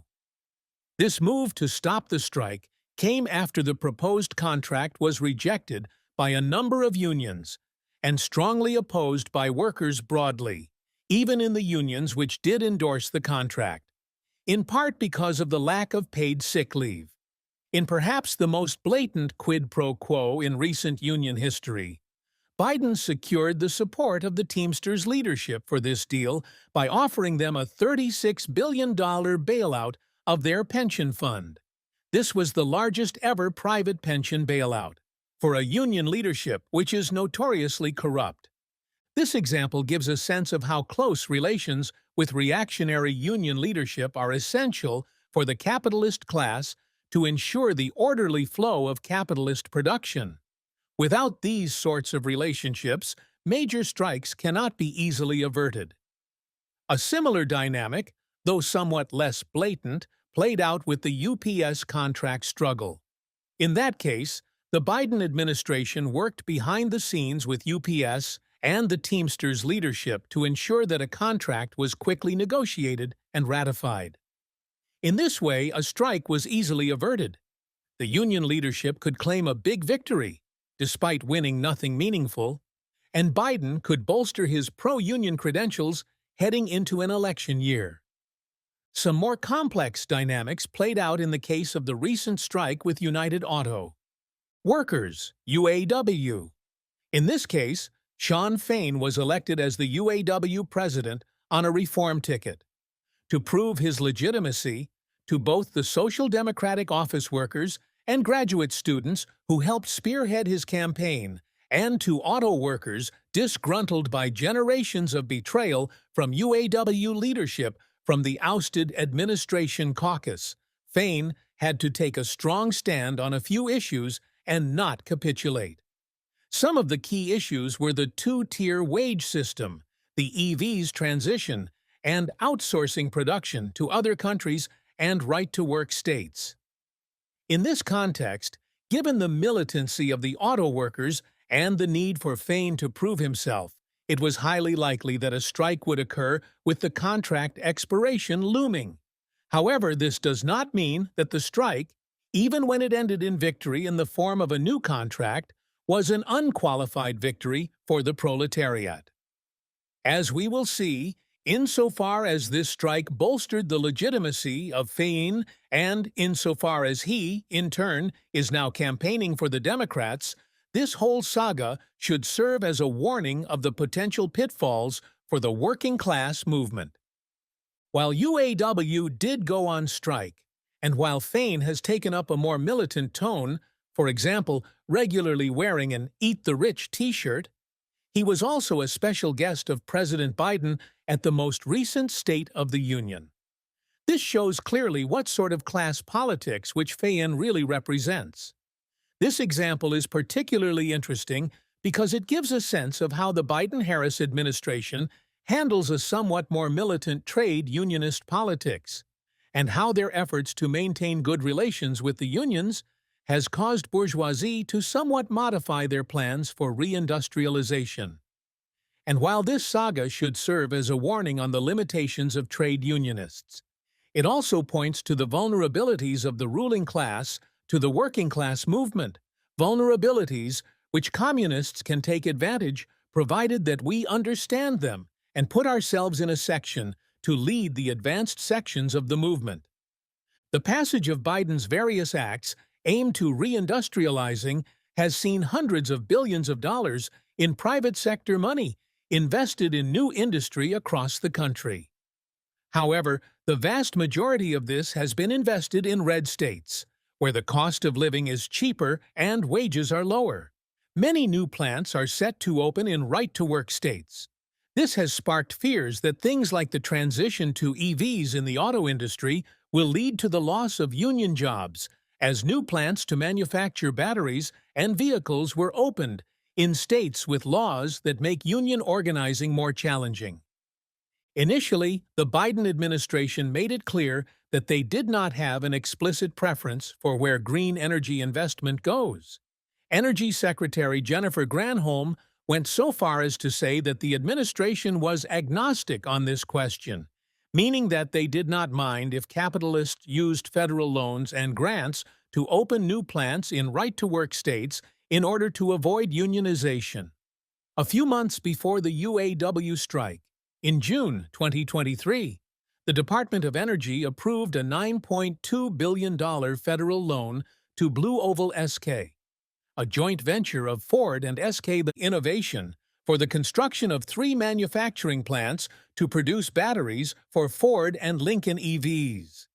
These plants were slated for construction in Tennessee and Kentucky, both right-to-work states. Shawn Fain immediately released a statement condemning this decision, stating, "We have been absolutely clear that the switch to electric engine jobs, battery production, and other EV manufacturing cannot become a race to the bottom. Not only is the federal government not using its power to turn the tide, they're actively funding the race to the bottom with billions in public money." Fain also noted how Ford and other car companies have a long pattern of closing existing unionized plants only to open new non-unionized facilities, often while taking advantage of federal subsidies in right-to-work states. This instance was far from unique. In March 2023, Reuters reported since the passage of the IRA, 83% of announced new factories making new green energy technology, such as solar panels and batteries, were located in right-to-work states. Given this, Fain stated that, "So far, the IRA's been disappointing. If the IRA continues to bring sweatshops and a continued race to the bottom, it will be a tragedy. This criticism and the looming UAW strike had the Biden-Harris administration worried. Given that a large portion of UAW membership supports Trump, as he has been very vocal about the EV transition being a scam and has long promoted protectionist measures for the auto industry, Biden could not risk losing the support of the union in his re-election campaign. Even if Fain just remained neutral and refused to endorse Biden, he saw that it could have been a big blow to his re-election chances. Therefore, in August, just a month prior to the start of the strike, the Biden-Harris administration announced that they would provide $15.5 billion to automakers to help them retool existing unionized factories to produce batteries and EVs. Energy Secretary Granholm, who had previously been agnostic about where new facilities were built, told reporters, "We are going to focus on financing projects that are in long-standing automaking communities, that keep folks already working on the payroll, projects that advance collective bargaining agreements, that create high-paying, long-lasting jobs." Right on cue, Fain quickly released a statement praising the Biden-Harris administration and noting that The UAW looks forward to continue working with the Biden-Harris administration to ensure a just transition for the auto workers in this country. based on this and other discussions, Biden seemed to initially believe that the strike was not going to happen. He said as much as late as September 6, 2023. However, the strike did begin on the 15th of that month. As the strike got underway, Trump, perhaps at the secret invitation of Fain, announced that he was planning to visit the picket line and talk to UAW workers. This prompted Biden to plan a visit to the picket line, the first time a U.S. president has ever done so. This, of course, does not show that Biden is, in fact, a pro-union president, but rather it speaks to the strategic vulnerability of the U.S. ruling class at present. In order to maintain and justify their class rule, they need to not only adopt vaguely populist rhetoric, but actually show their face at union pickets and make a public display of close collaboration with social democratic union leaders. After the UAW secured tentative agreements with the big three automakers, Biden visited Fain, put on a UAW t-shirt, and congratulated him. A few months later, Fain and the UAW endorsed Biden for re-election. Fain then proceeded to make a series of fawning comments praising Biden. For example, in January of this year on CBS's Face of the Nation, he stated, Joe Biden has a history of serving others, and serving the working class, and fighting for the working class, standing with the working class. In February, Fain went campaigning with Biden in Motor City, Michigan, where he stated, You know what the hell's going to happen if this man's not president, because we've seen what happens. Labor went backwards. In March, Fain was a special guest of Biden at his State of the Union address. He was an animated cheerleader for Biden, with the camera panning to him giving standing ovations every time Biden made a statement about unions and reindustrializing. While this example is an exposure of the political bankruptcy of Shawn Fain, it is also an important lesson in the state of the bourgeoisie right now, and the degree to which they are relying on union leaders to secure their popular legitimacy. The Biden-Harris administration feels that they cannot just rely on the traditional business union bureaucrats for support. They have instead bent over backwards to ensure a close working relationship with the Social Democrat Shawn Fain, who talks about how billionaires shouldn't exist. This speaks to their awareness of the growing popular sentiment among the working class for some sort of significant transformation in the country. This is still a vague, spontaneous, and largely unconscious yearning. It still largely takes the explicit form of one form or another of radical bourgeois reformism. However, given the being of the proletariat, it can and will develop, provided that communists give proper leadership, into a more militant and conscious movement of the class. While the ruling class is not so conscious of this, they do have, in a vague and instinctual sense, an understanding of the threat that the working class movement presents to their continued class rule. This is evident not only in the right-wing anti-communist measures and diatribes put forward by politicians like Trump and DeSantis. It is also evident in the Biden administration's efforts to frame the union struggle as principally a fight for fair wages, good-paying jobs, and an entry into the middle class. He thus aims to keep the working class movement under the domination of bourgeois ideology and within the ideological and political framework acceptable to the capitalist class.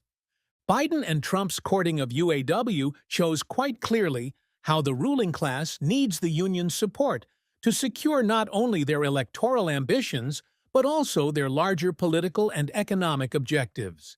All of this indicates that there will be greater political openings for the class struggle going forward, because the U.S. bourgeoisie can no longer solely rely on totally corrupt lackeys as union leaders. Nor can they carry out this large-scale reindustrialization effort without the support and close cooperation of the unions. What's more, the contradictions among the ruling class parties are increasing as they fight for the support of the unions.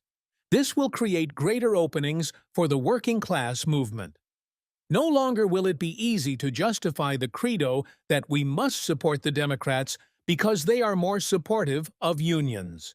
This, in turn, will open the door to greater opportunities for independent political action of the working class. The Trump and Lighthizer plan. Despite the hysteria in the media, Trump's basic economic policies are not so different from Biden's. The similarities are, in fact, quite striking. Trump likewise aims to preserve the global dominance of the U.S. bourgeoisie through aggressive neomercantilist policies aimed at reducing economic ties with China and reshoring production. The main difference seems to be that Trump aims to move more rapidly and decisively.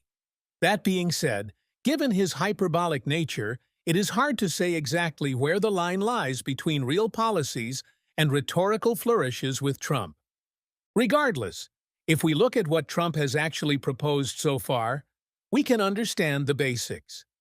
Trump has promised to immediately impose a flat tariff of around 10 to 20% on all imports to the U.S. Additionally, he said he will impose a 60 to 100% tariff on all goods from China, with tariffs on Chinese cars to be as high as 200%. He has also said he wants to create 10 freedom cities from scratch using federal land grants. While some of what he has said about these new cities, e.g. that they will have flying cars, can be dismissed as empty campaign promises, he has also emphasized that these will be industrial hubs. And it seems that these new cities are part of a larger and more comprehensive plan for reindustrialization that the Trump campaign is putting together. Industry in these new cities will benefit from a higher rate of profit, resulting from not having to pay for land.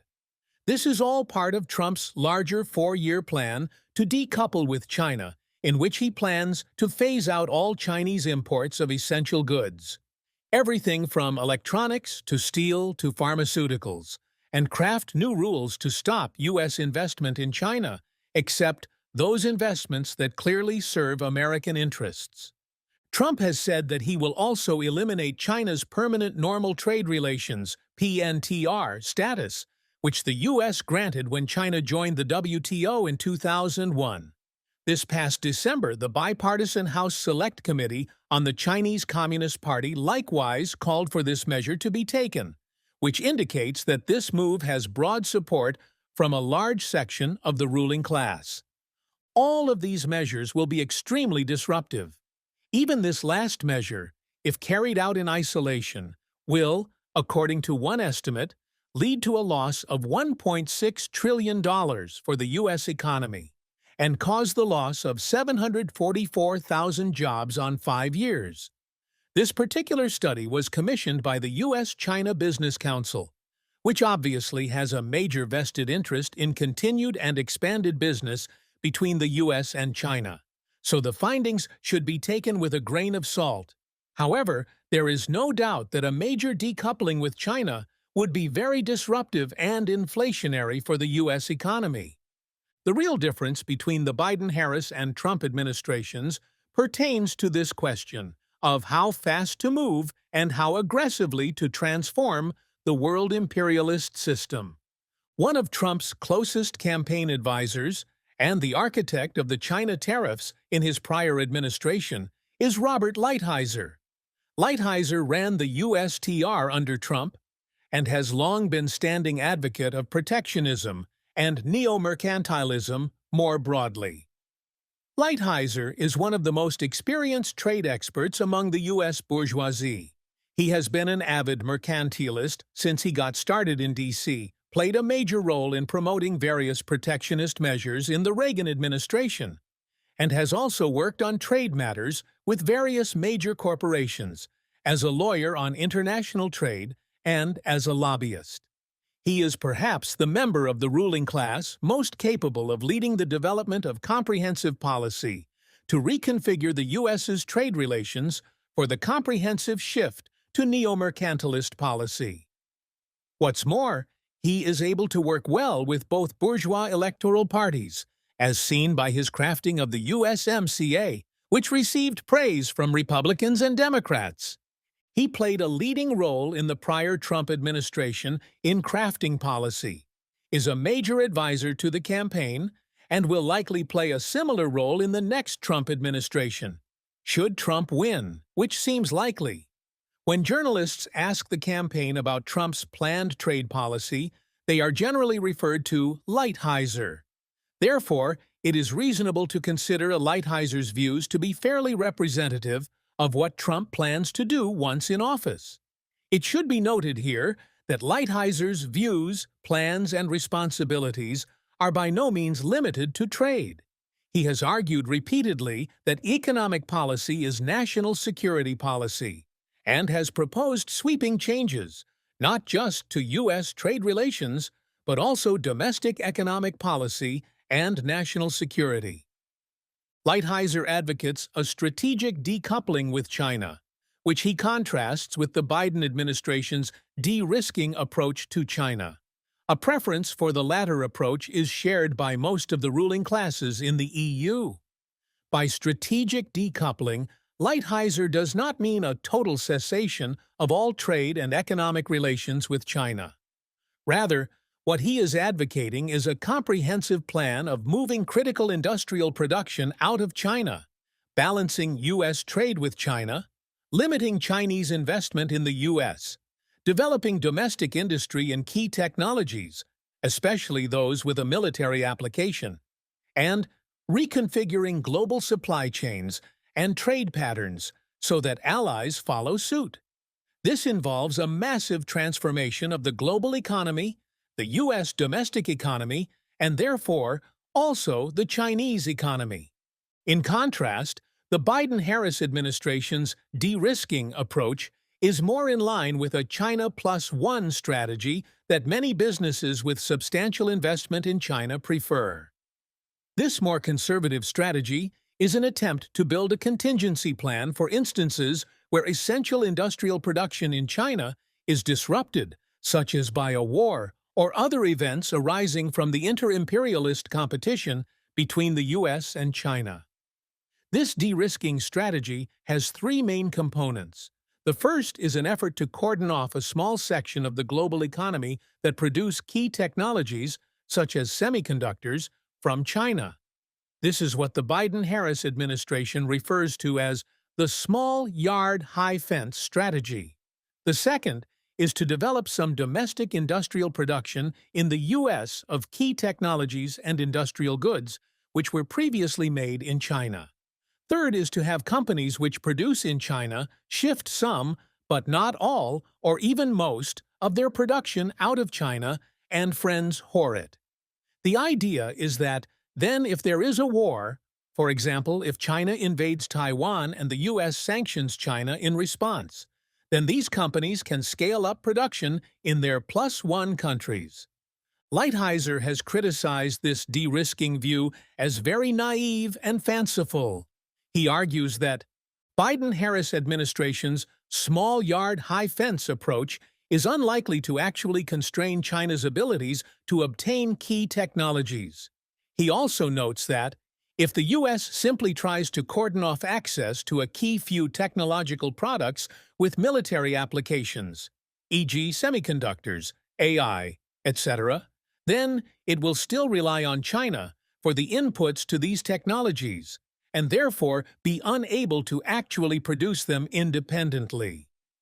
Third, he notes that the China +1 strategy is impractical, insofar as it is not easy to scale up production rapidly in the event of a crisis.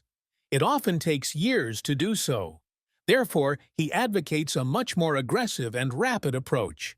Despite these criticisms of de-risking, he has actually offered some praise of the Biden-Harris administration's policies like the CHIPS Act and IRA, noting that these are the beginnings of an industrial policy. The implication, of course, is that a much larger and more comprehensive approach is needed. Lighthizer has been sharply critical of the Biden-Harris administration's unwillingness to face major disruptions to the economy and production, and for not pushing EU allies sufficiently to be tougher on China. He notes that anyone who concedes that China is a problem, but insists that there is some magical, disruption-free solution to the problem China presents, is quite likely a liar, a fool, a knave, an irredeemable globalist, or some combination thereof. In his recent book, No Trade is Free, Changing Course, Taking on China, and Helping America's Workers, Lighthizer lays out his plan to decouple with China, revive U.S. industry, maintain strong relations with key allied countries, and preserve the dominance of U.S. imperialism globally.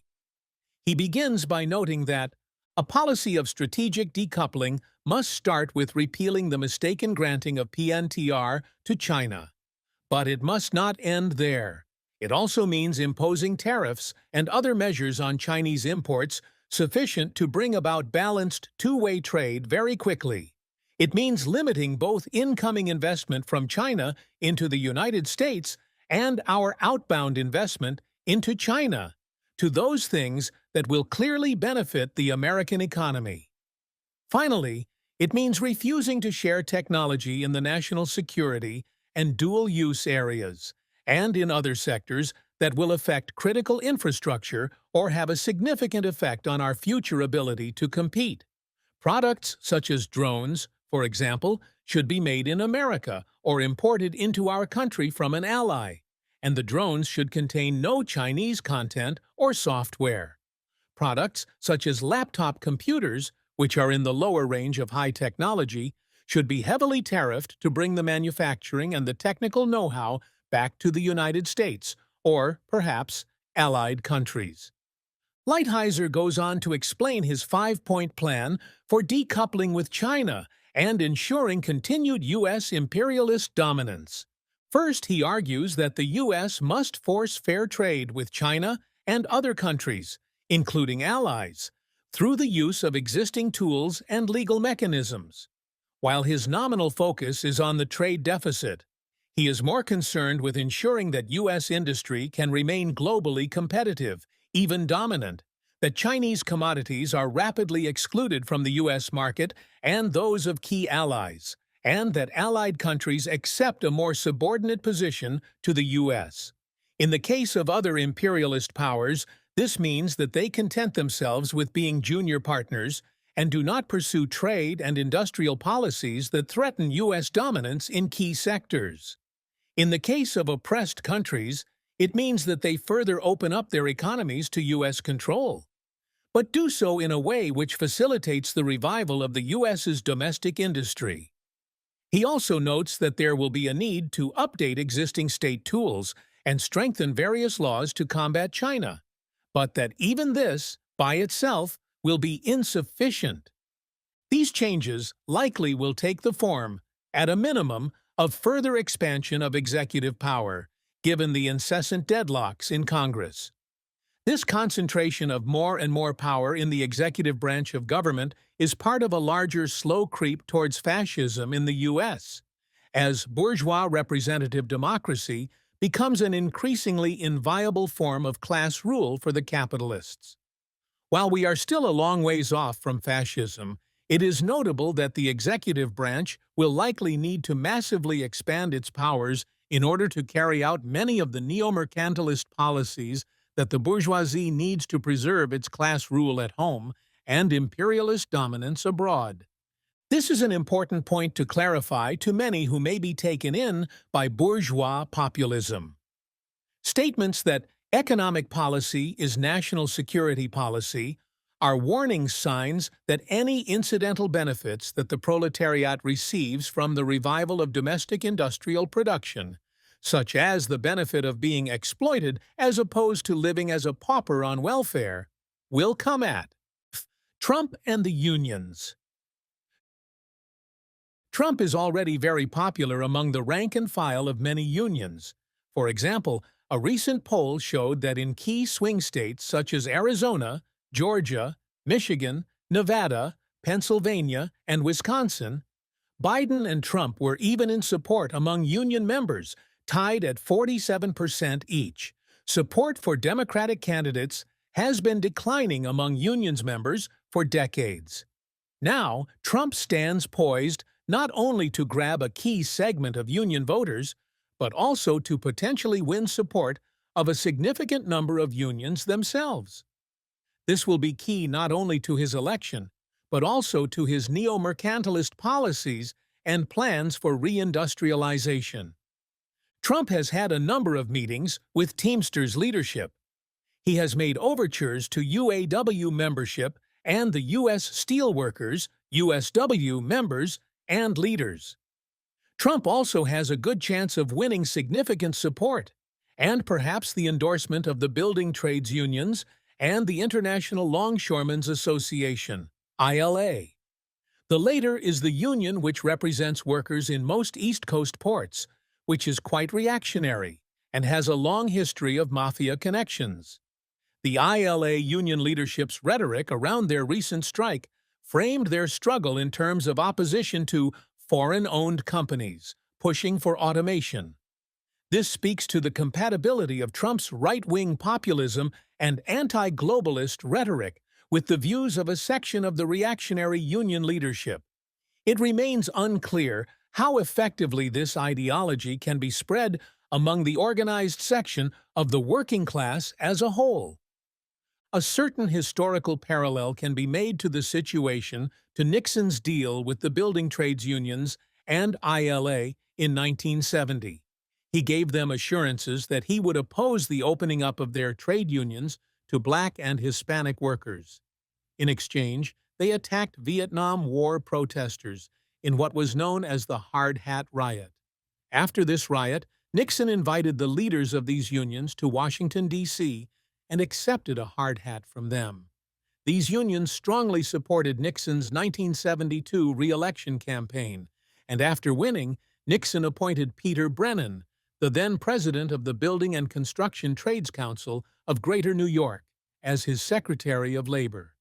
Trump is no doubt aware of this history, and his recent maneuvers show that he has been working to win similar support from these very same unions today.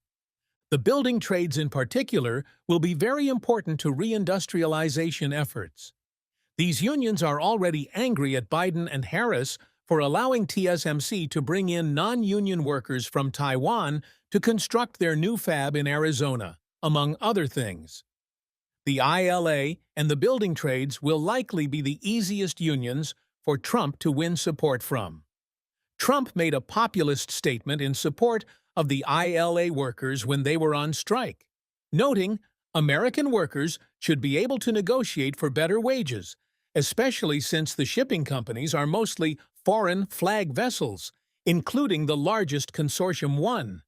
This was in line with his rhetoric of protecting American workers from globalist corporations.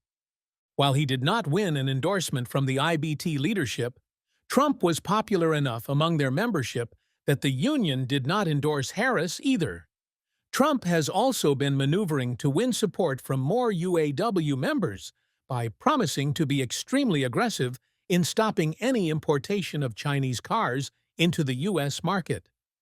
These promises are also aimed at securing the support of USW and many industrial capitalists, given that the domestic auto industry is a big source of the economic demand for steel. Of course, Trump's support of the unions is no more indicative of a progressive politics than Biden's or Harris. These are simply the reactionary maneuvers of a ruling-class politician seeking to win the support of the unions to further his election campaign and to aid in his broader plans to secure the continued global dominance of U.S. imperialism. However, Trump's more aggressive courtship of the unions will likely create a number of openings for the working-class movement. First and foremost, insofar as he breaks the long-standing monopoly of union support that the Democrats have had, it will help to erode the narrative that each election those who support the labor movement must vote Democrat, lest a Republican get elected and roll back various labor laws. Insofar as the Republican candidates need to court the unions to ensure their electoral viability, they will no longer be able to run on a platform of explicit anti-unionism. This, in turn, will open up more room to fight for the independent political action of the working class. As for decades, the mantra of many has been that now is not the time to break with the Democrats, as the risk is too great. Second, insofar as the Republicans also need the unions to win elections and for reindustrialization, there will be various concessions made to the unions, including potentially overturning things like right to work in some states. Given how much investment for reindustrialization has already flowed into red states and right to work states, some concessions in this respect seem inevitable if the Republicans in particular, and the ruling class more broadly, hope to maintain support from the union leadership.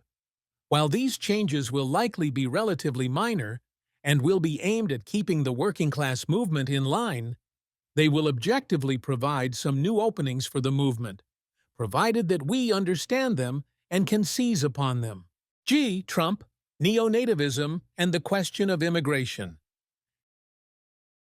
As noted above, Neomercantilism is not just an economic and political policy, it is also an ideology. This ideology, much like neoliberalism, has to be sold to the public and win, at least to some degree, popular support if the ruling class is going to be able to push through major structural transformations to the U.S. economically, politically, and socially. During the rise of the neoliberalism, Milton Friedman and others were able to stoke public outrage against big government, even while the U.S. government grew ever larger and more bloated. Welfare queens, corrupt unions, and more. This provided ideological cover and support for austerity, outsourcing, and deregulation, among other things. A comprehensive analysis of the different ideological trends that are being promoted with neo-mercantilism is outside of the scope of this article, especially because the U.S. ruling class is still experimenting with different ideological formations. However, it is necessary to offer some provisional remarks. Above it was already noted how both parties have been courting the unions, and somewhat amenable to framing the working-class struggle as between American workers and foreign corporations. This is but a small part of the larger picture and greater ideological shift happening as part of the transformation of the form of bourgeois class rule in the U.S. One key part of the ideological shift taking place right now concerns immigration. A big part of the Trump campaign has been the focus on the situation at the border and the large increases in the number of migrants that have been entering the U.S. since the Biden administration took office.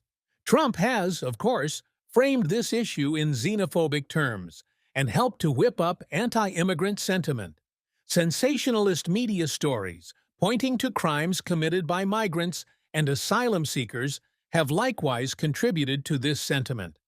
But given that there are tens of millions of undocumented people in the U.S., is it really any surprise that a few of them have committed crimes, even violent ones? The stories around this topic seek to depict migrants and undocumented people as violent criminals, disrupting an otherwise peaceful U.S. society. But given the social upheaval and long-standing issues in U.S. society, e.g., school shootings, violent crime, state-sponsored drug trade, etc., it requires a severe case of historical amnesia to believe that migrants are the underlying cause of major social issues that have plagued the U.S. for decades.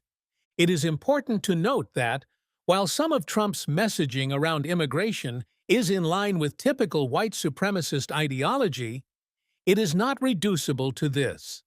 In fact, Trump's surging popularity with Black and Hispanic voters speaks to this, as do the spate of recent anti-immigrant attacks carried out by non-white people. Trump is really promoting a form of neo-nativist ideology which has a not insignificant resonance with a subsection of Black people as well as Hispanics with legal status in the U.S. In the former case, a lot of right-wing media has focused on how the Biden-Harris administration is supposedly providing so many resources to migrants, while not providing much to Black citizens. Of course, most of the funding to house, feed, and provide for migrants goes not to the migrants themselves, who often live in extremely meager conditions, like the massive tents set up in New York City, but rather to various nonprofits and poverty pimp institutions. There has long been a growing anti-undocumented sentiment among a segment of Hispanics with legal status. This is influenced by various factors, but of particular importance among Mexican Americans is the Frontera Sur policy enacted by the Obama administration, which has led to Mexico playing a much more aggressive role in detaining migrants from other countries in Mexico who are heading to the U.S. The Mexican media and bourgeoisie, in conjunction with the U.S. bourgeoisie, has worked to whip up anti-migrant sentiment in Mexico itself, with sensationalist news stories and viral WhatsApp messages.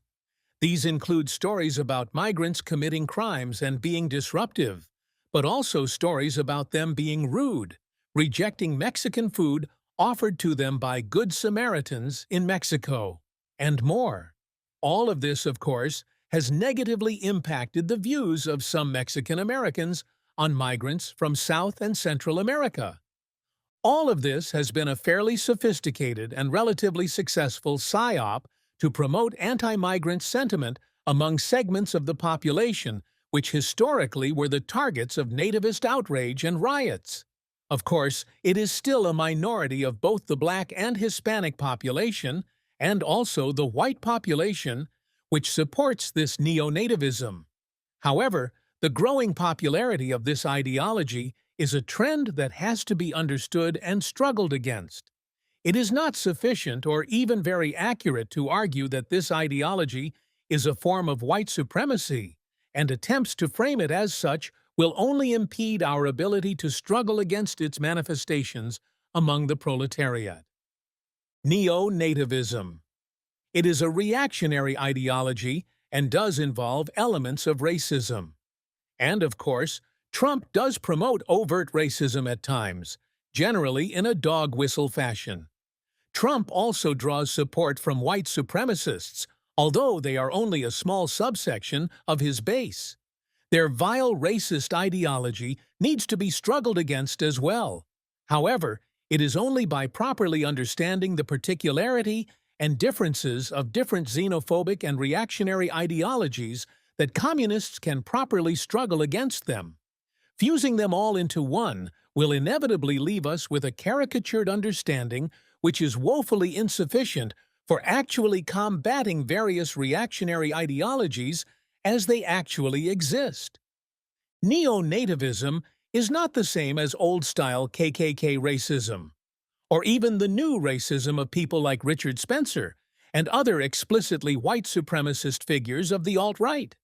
It is a distinct xenophobic populist ideology which is actually far more flexible than these more openly racist ideologies. Neo-nativism is only able to take the form of a populist politics because it does, on the surface, oppose some aspects of particular ruling class policies that are not in the interests of the proletariat and popular masses. Of course, the manner in which neo-nativist ideology opposes these policies does not serve the proletariat or popular masses.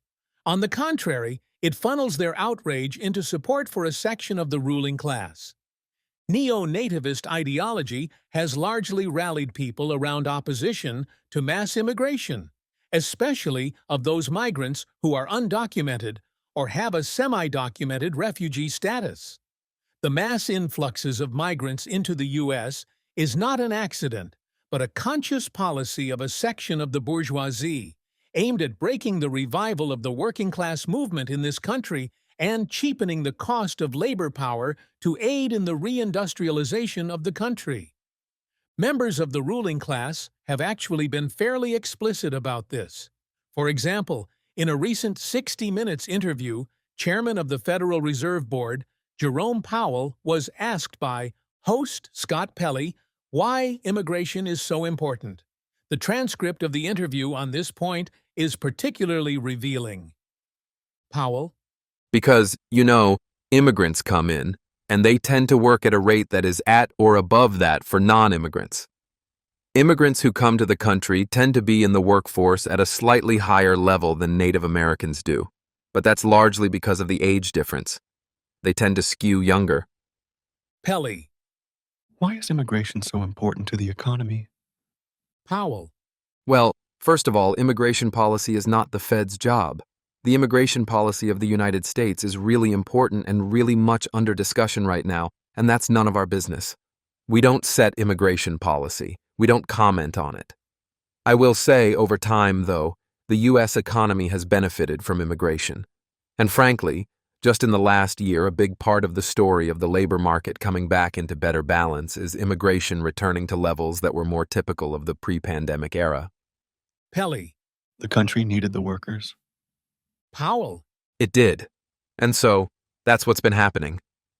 When Powell speaks of the story of the labor market coming back into better balance, what he means is that immigration helped to increase competition among the working class to sufficient degree to curb workers' ability to demand higher wages, and to likewise prevent the working class movement from developing into something more militant and politically conscious. These comments reveal how a significant section of the bourgeoisie has been thinking about immigration.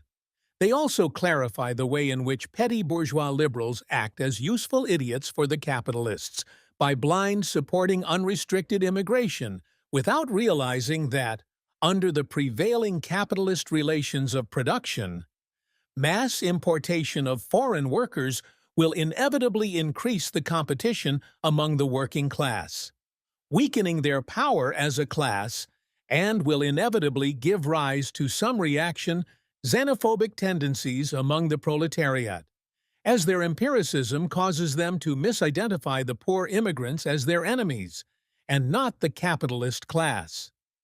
These liberals cannot conceive of how it is possible to oppose this capitalist scheme to weaken the working class movement without falling into the trap of xenophobia and demonizing poor migrants. Since Biden's inauguration, which roughly coincided with the beginning of the post-COVID boom and the related inflation, millions of immigrants and asylum seekers have come into the country. According to official statistics, between Biden's inauguration and October 2023, around 2.5 million people who tried to cross the southern border illegally were released into the U.S. after being detained. It is estimated that another 1.6 million people entered the U.S. by evading authorities altogether. This puts the number of new migrants in the U.S. at least 4.1 million, although some estimates of the real number are significantly higher. Figure 1.1 shows how much illegal border crossings have increased since Biden took office. Note that over half of the people caught crossing the border illegally were generally deported in this period. Note from Audiobook Maker. Find the figure in the original document linked below on YouTube. What's more, the Biden administration has taken various steps to make it easier for migrants to work in the U.S.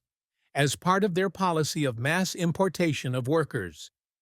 For example, in his first year in office, Biden expanded eligibility for Temporary Protected Status, TPS, making around 1 million more non-citizens eligible for this status, and thereby allowing them to work in the U.S. In December 2022, U.S. Department of State's Bureau of Population, Refugees, and Migration, PRM, and Tent Partnership for Refugees, TENT, signed a Memorandum of Understanding, MOU, which announced a public-private partnership to get refugees jobs in the U.S. TENT is a nonprofit that has a network of over 300 major corporations which hire refugees.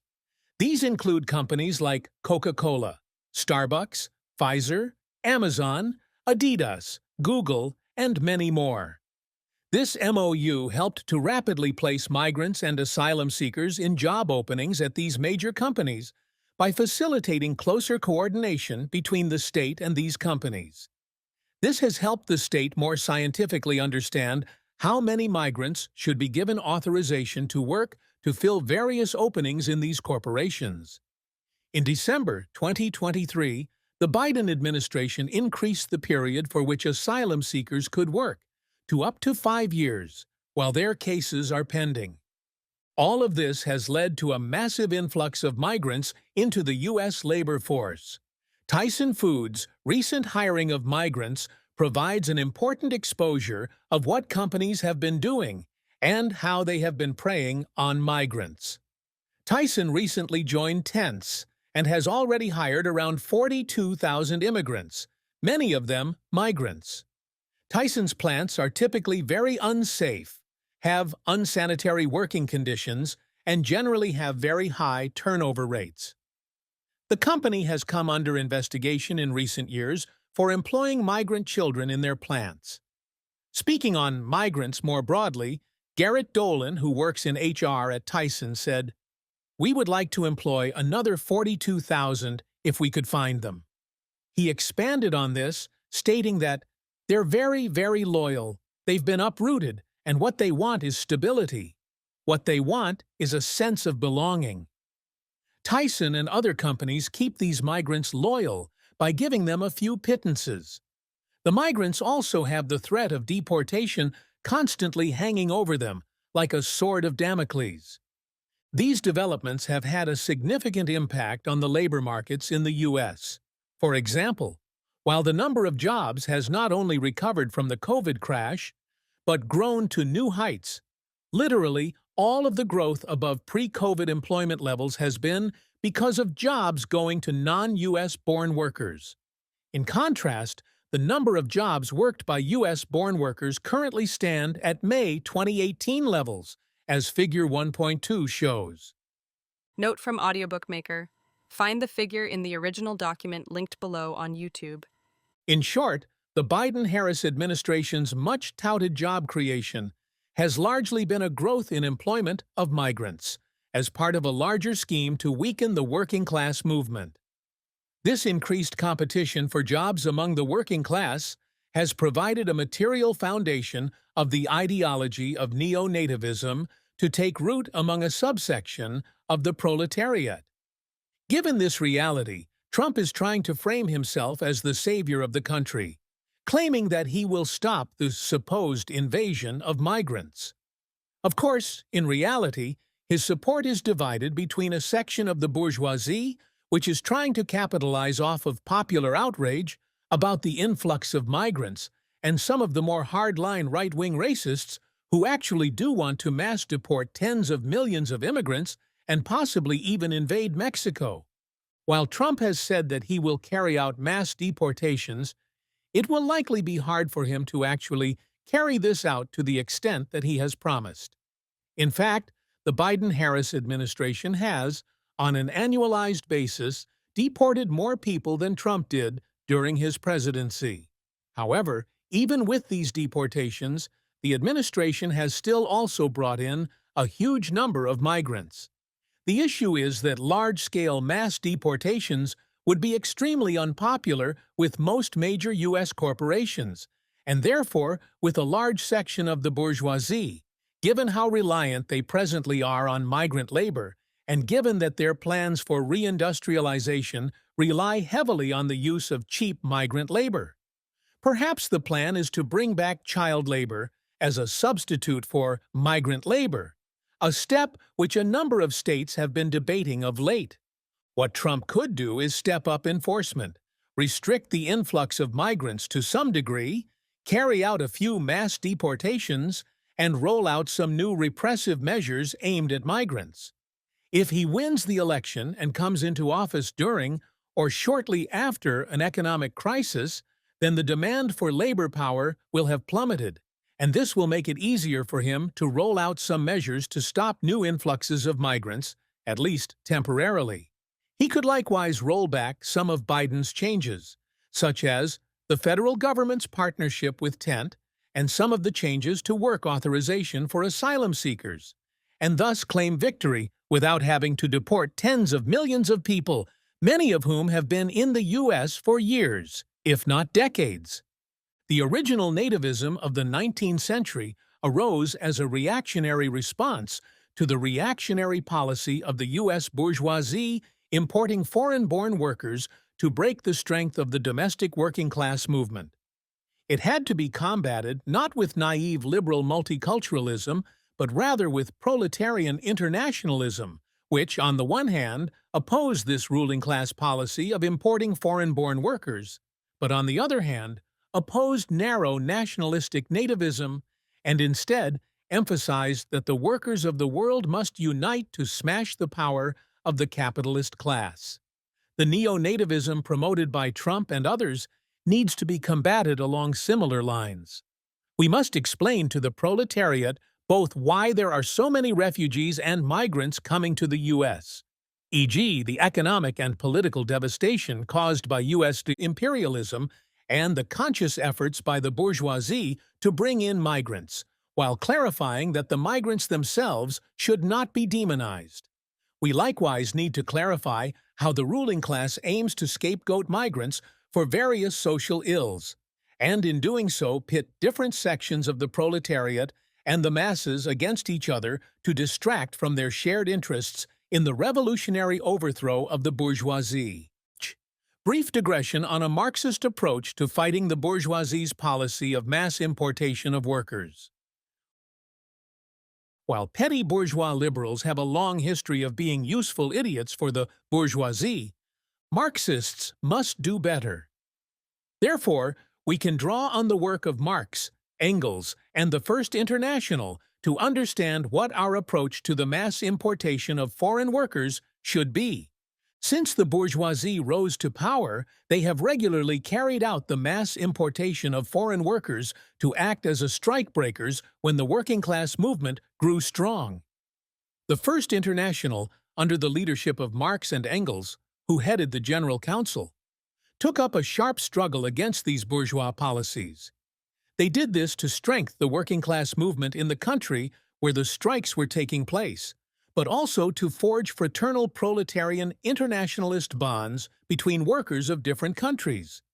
Marx described this approach in an 1871 interview with R. Landor. When Landor asked what sort of aid the International provides to working-class movements around the world, Marx replied, To give an example, one of the commonest forms of the movement for emancipation is that of strikes. Formerly, when a strike took place in one country, it was defeated by the importation of workmen from another. The International has nearly stopped all that. It receives information of the intended strike. It spreads that information among its members, who at once see that for them the seat of the struggle must be forbidden ground. The masters are thus left alone to reckon with their men. In most cases, the men require no other aid than that. Their own subscriptions, or those of the societies to which they are more immediately affiliated, supply them with funds, but should the pressure upon them become too heavy, and the strike be one of which the association approves, their necessities are supplied out of the common purse. By these means, a strike of the cigar makers of Barcelona was brought to a victorious issue the other day. But the society has not interest in strikes, though it supports them under certain conditions. It cannot possibly gain by them in a pecuniary point of view, but it may easily lose. Let us sum it all up in a word.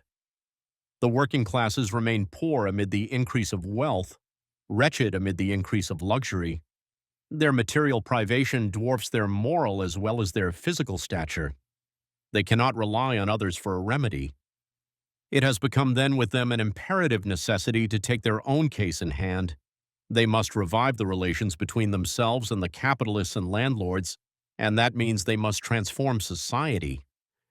This is the general end of every known workmen's organization: land and labor leagues, trade and friendly societies. Cooperative production are but means toward it. To establish a perfect solidarity between these organizations is the business of the International Association. Its influence is beginning to be felt everywhere. 2 papers spread its views in Spain, 3 in Germany, the same number in Austria and in Holland, 6 in Belgium and 6 in Switzerland. In this reply, Marx clarifies a number of important points.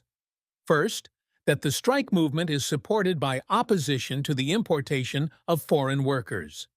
Second, that this is carried out not only in the country where the strike is taking place, but also, if possible, in the country from which the bourgeoisie hopes to import workers.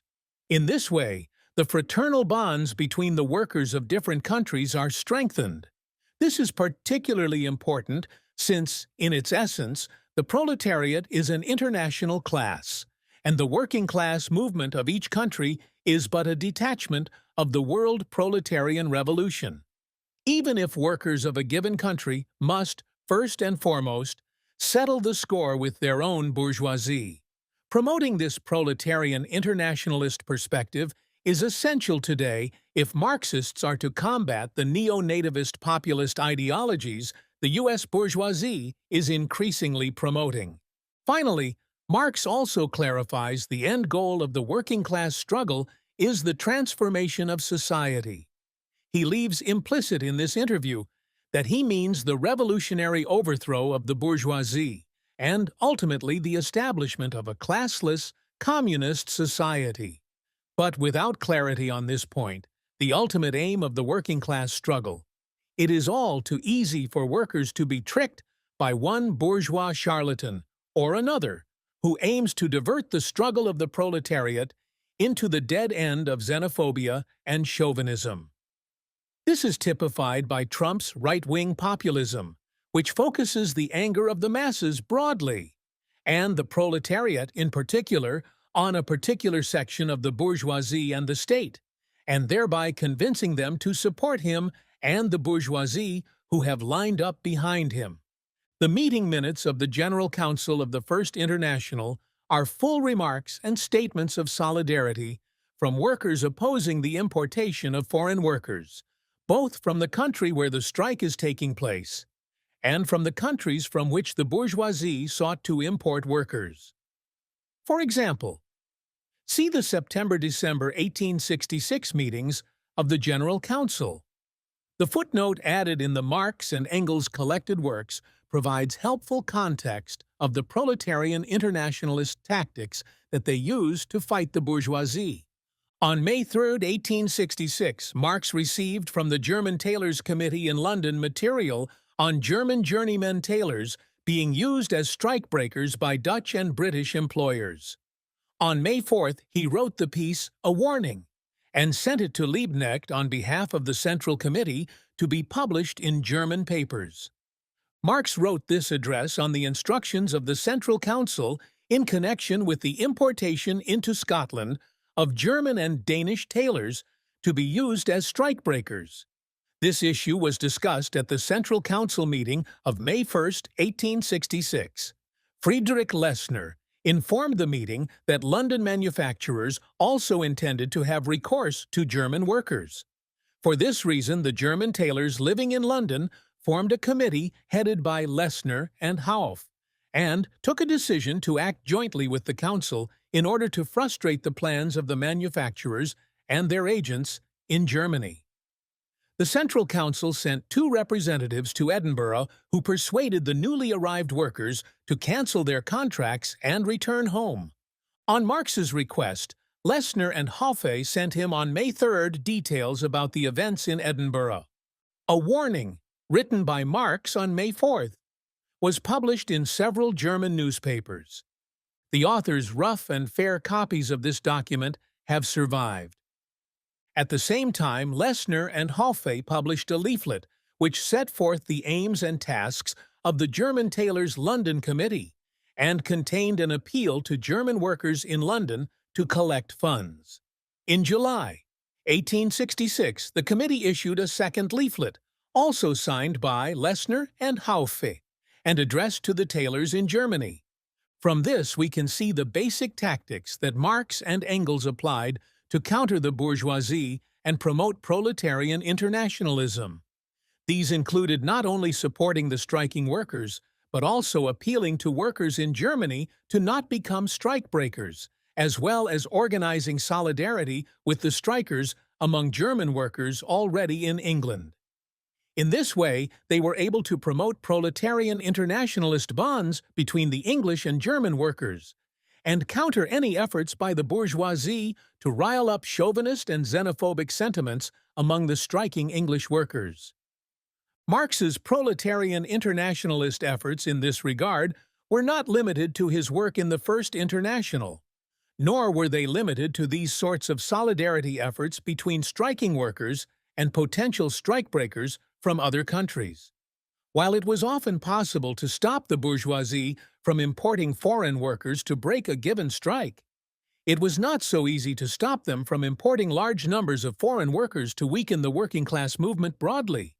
Even then, it was common practice for the bourgeoisie of one country to bring in foreign workers and pay them far less than the wages of the workers of that country.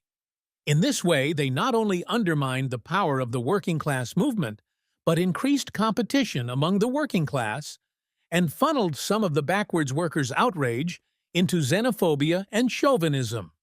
Therefore, in 1880, when Marx worked with Jules Guesde to draft the program of the French Workers' Party, he included in the economic section of the program a demand for legal prohibition of bosses employing foreign workers at a wage less than that of French workers. This demand is particularly important for U.S. communists to take up today. The bourgeoisie's policies of mass importation of foreign workers into the country is being carried out specifically to undermine the revival of the working-class movement in the country, as the above comments from Jerome Powell demonstrate. This policy is only possible because these migrant workers are paid far less than U.S. citizens and live in extremely precarious conditions, with the constant threat of deportation hanging over their head. Therefore, we can add to the above that we should support full citizenship for these migrants instead of these dead-end programs like TENT and TPS, which grant migrants and refugees temporary legal status, which can be revoked at any time if they step out of line in the eyes of the bourgeoisie. These demands, combined with carrying out skilled agitation and propaganda among both U.S.-born workers and migrant workers around the bourgeoisie's policies, will be essential to combating neo-nativist ideology and forging strong proletarian internationalist bonds between these workers. 4. Conclusion. In this document, I have sketched a history of how the debates among the bourgeoisie have shaped and transformed their policy, ideology, and form of class rule over the past decades. This analysis has been fairly broad in scope, and therefore is far from comprehensive. However, this historical context allows us to better understand the debates which are currently playing out among the ruling class, and clarifies how it is that they have so rapidly shifted away from neoliberalism and towards a militarized form of neomercantilism. The shift to neomercantilism is a big change for the ruling class. It is a reversal of decades of accepted wisdom in the economic sphere and has required major overhauls to institutions, alliances, trade agreements, and long-standing practices. These shifts are major transformations, even though they are not yet being carried out as part of a larger comprehensive plan to create a new imperialist world system capable of ensuring a new American century. The measures that have already been taken by the last two presidential administrations, though half steps compared to what is needed to decouple from China, are already leading to big changes in the U.S. and world economy, and therefore in class relations domestically and internationally. With these changes has come a significant increase in the populist rhetoric of both parties, and especially their efforts to more directly court the unions and grant them various concessions. Popular understanding has been slow to catch up to these important developments. In this period of change, the bourgeoisie is particularly vulnerable as they have not yet refined their new ideology and form of class rule. They are still struggling intensely among themselves over these changes, as some in the ruling class are still quite resistant to making these big and necessary changes. In order to take advantage of the openings provided by these shifts, we must first and foremost understand them ourselves. We must then propagate an understanding of them broadly, both among Marxists and among the advanced workers with whom we have contact. We must then work with these forces to clarify these matters to others. Only on doing so can we inoculate the proletariat against the dangerous new forms of populism that the bourgeoisie is developing. A naive understanding of the ruling class will only serve to hinder our efforts to win over the proletariat to Marxism. The liberal informed logic of lesser evilism is just as woefully insufficient as arguing that both parties are capitalist parties, and therefore we should support neither. While the latter is not incorrect, there is no reason for Marxists to support the Democrats or the Republicans. In order to combat the ubiquitous bourgeois propaganda, we must understand the maneuvers and machinations of the ruling class parties in their particularity. Simply saying that both parties support capitalism will not win anyone over who is not already clear on this basic point. Right now, both Trump and Harris are supporting a rapid shift to Neomercantilism. There are some important differences between them on how to best do this, with Trump advocating strategic decoupling from China, while Harris is promoting de-risking. However, there is no real disagreement on the need for major and comprehensive changes to the U.S. and world economy. The differences pertain to the degree and rapidity of the shift, and just how much to reconfigure the economic relationship with China. In exposures to the proletariat about the rise of neo-mercantilism, it is important to emphasize that this is a scheme by the bourgeoisie to preserve the dominance of U.S. imperialism globally. With it will come a series of new repressive measures and a new Cold War. A significant portion of the U.S. economy will be shifted toward military production, and even new production, which comes online in non-military industries, will be constructed in such a way that it can easily be converted to produce military equipment in the event of a major war. These things are not in the interests of the working class or the broad masses. While there will be some openings for the working class movement, and while Marxists must be ready to take advantage of these shifts, we must remember that the reshoring of production and other such changes are being done to strengthen the class dictatorship of the bourgeoisie. While the large-scale expansion of industrial production in the U.S. will create larger industrial proletariat, which can learn to act as the vanguard of the class, the gravediggers of capitalism, reshoring will, of course, be carried out in a way that benefits the bourgeoisie, not the proletariat. But the bourgeoisie cannot escape the contradictions inherent in this process, which will provide favorable openings for the proletariat. A rough analogy can be made with the creation of the new factories in Mexico in the wake of the signing of NAFTA. These factories, in a certain sense, provided new openings for organizing the proletariat in Mexico. However, they obviously did not benefit the people of Mexico. Instead, they gave more Mexicans the privilege of being exploited by international capitalists. Of course, The situation in the U.S. is different, in that the factories built in Mexico were primarily to serve the interests of foreign capital, whereas the reindustrialization of the U.S. is being carried out by the U.S. bourgeoisie. Therefore, the dangers of co-optation of the working class movement and the proliferation of populist imperialist ideology among the proletariat is a significant risk. This must be combated by clear and sharp propaganda which explains the true aims of the bourgeoisie in their reindustrialization efforts and why it is not in the interests of the proletariat to support the bourgeoisie. A final brief digression. As noted above, there is a small but not insignificant chance that the bourgeoisie abandons these policies, or at least some of them, in favor of a return, perhaps temporary, to neoliberalism, especially in the monetary sphere.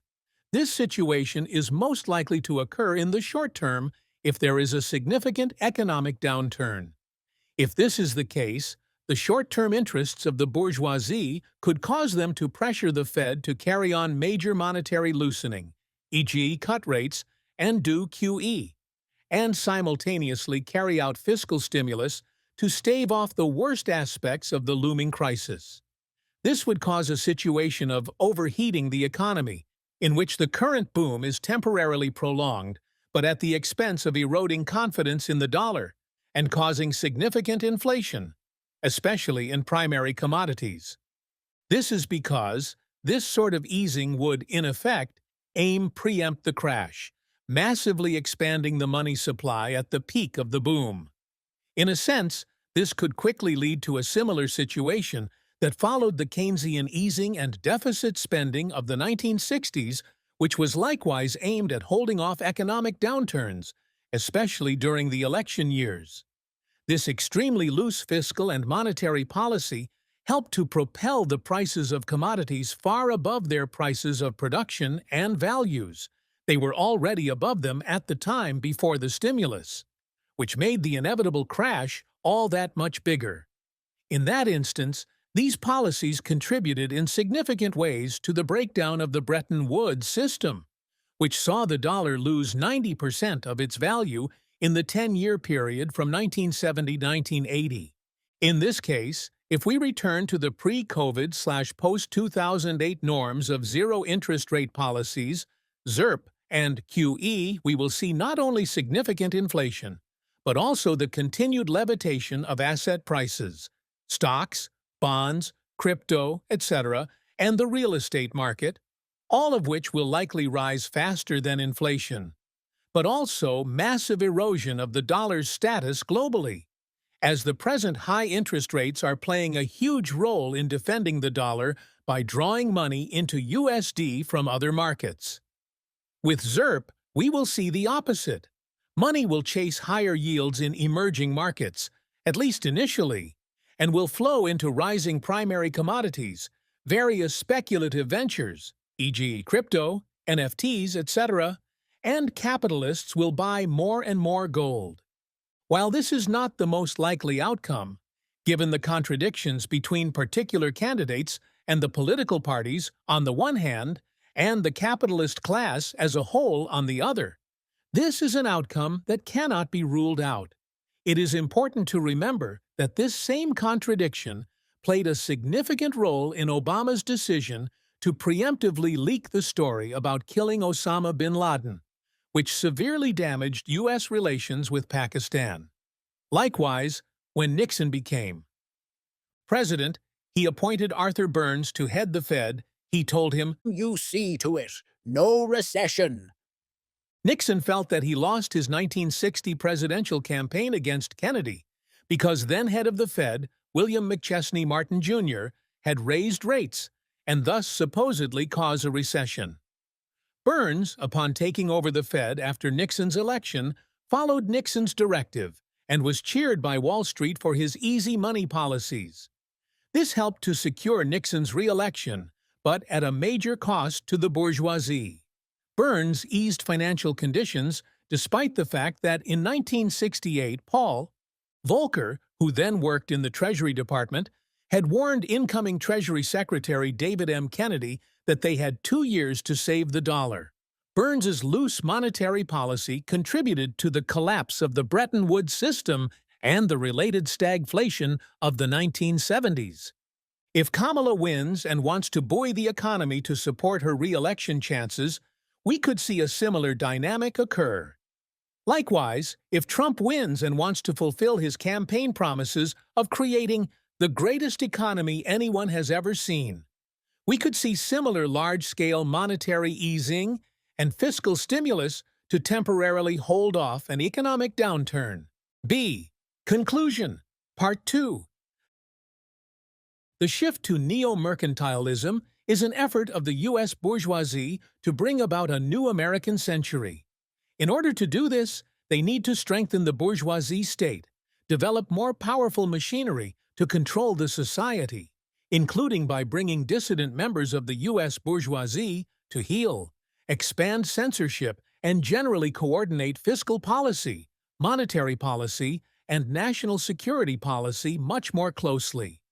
What's more, a massive increase in the domestic industrial capacity of the U.S. will mean that the glut of overproduction, an inevitability, under the prevailing capitalist relations of production, will lead to mass unemployment on a much greater scale than recent economic crises have. This is because heavy industry is hit much hard by crises than commercial enterprises and light industry, and the sector of industry which produces means of production for heavy industry is hit the hardest, as expanded reproduction, in which the demand for new means of production is at its highest, only occurs at a large scale during the boom phase of the industrial cycle. All of this is not in the interest of the proletariat. We want to see the strategic decline of the U.S. bourgeoisie, and as they decline, we must seize upon the openings for the working-class movement that will inevitably rise.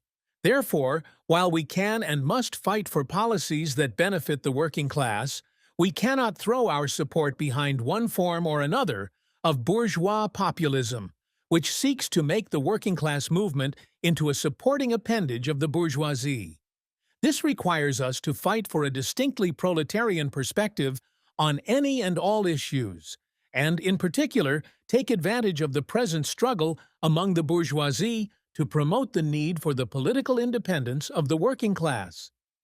Only in this way can we break through the morass that has plagued communists in the U.S. for the past half-century.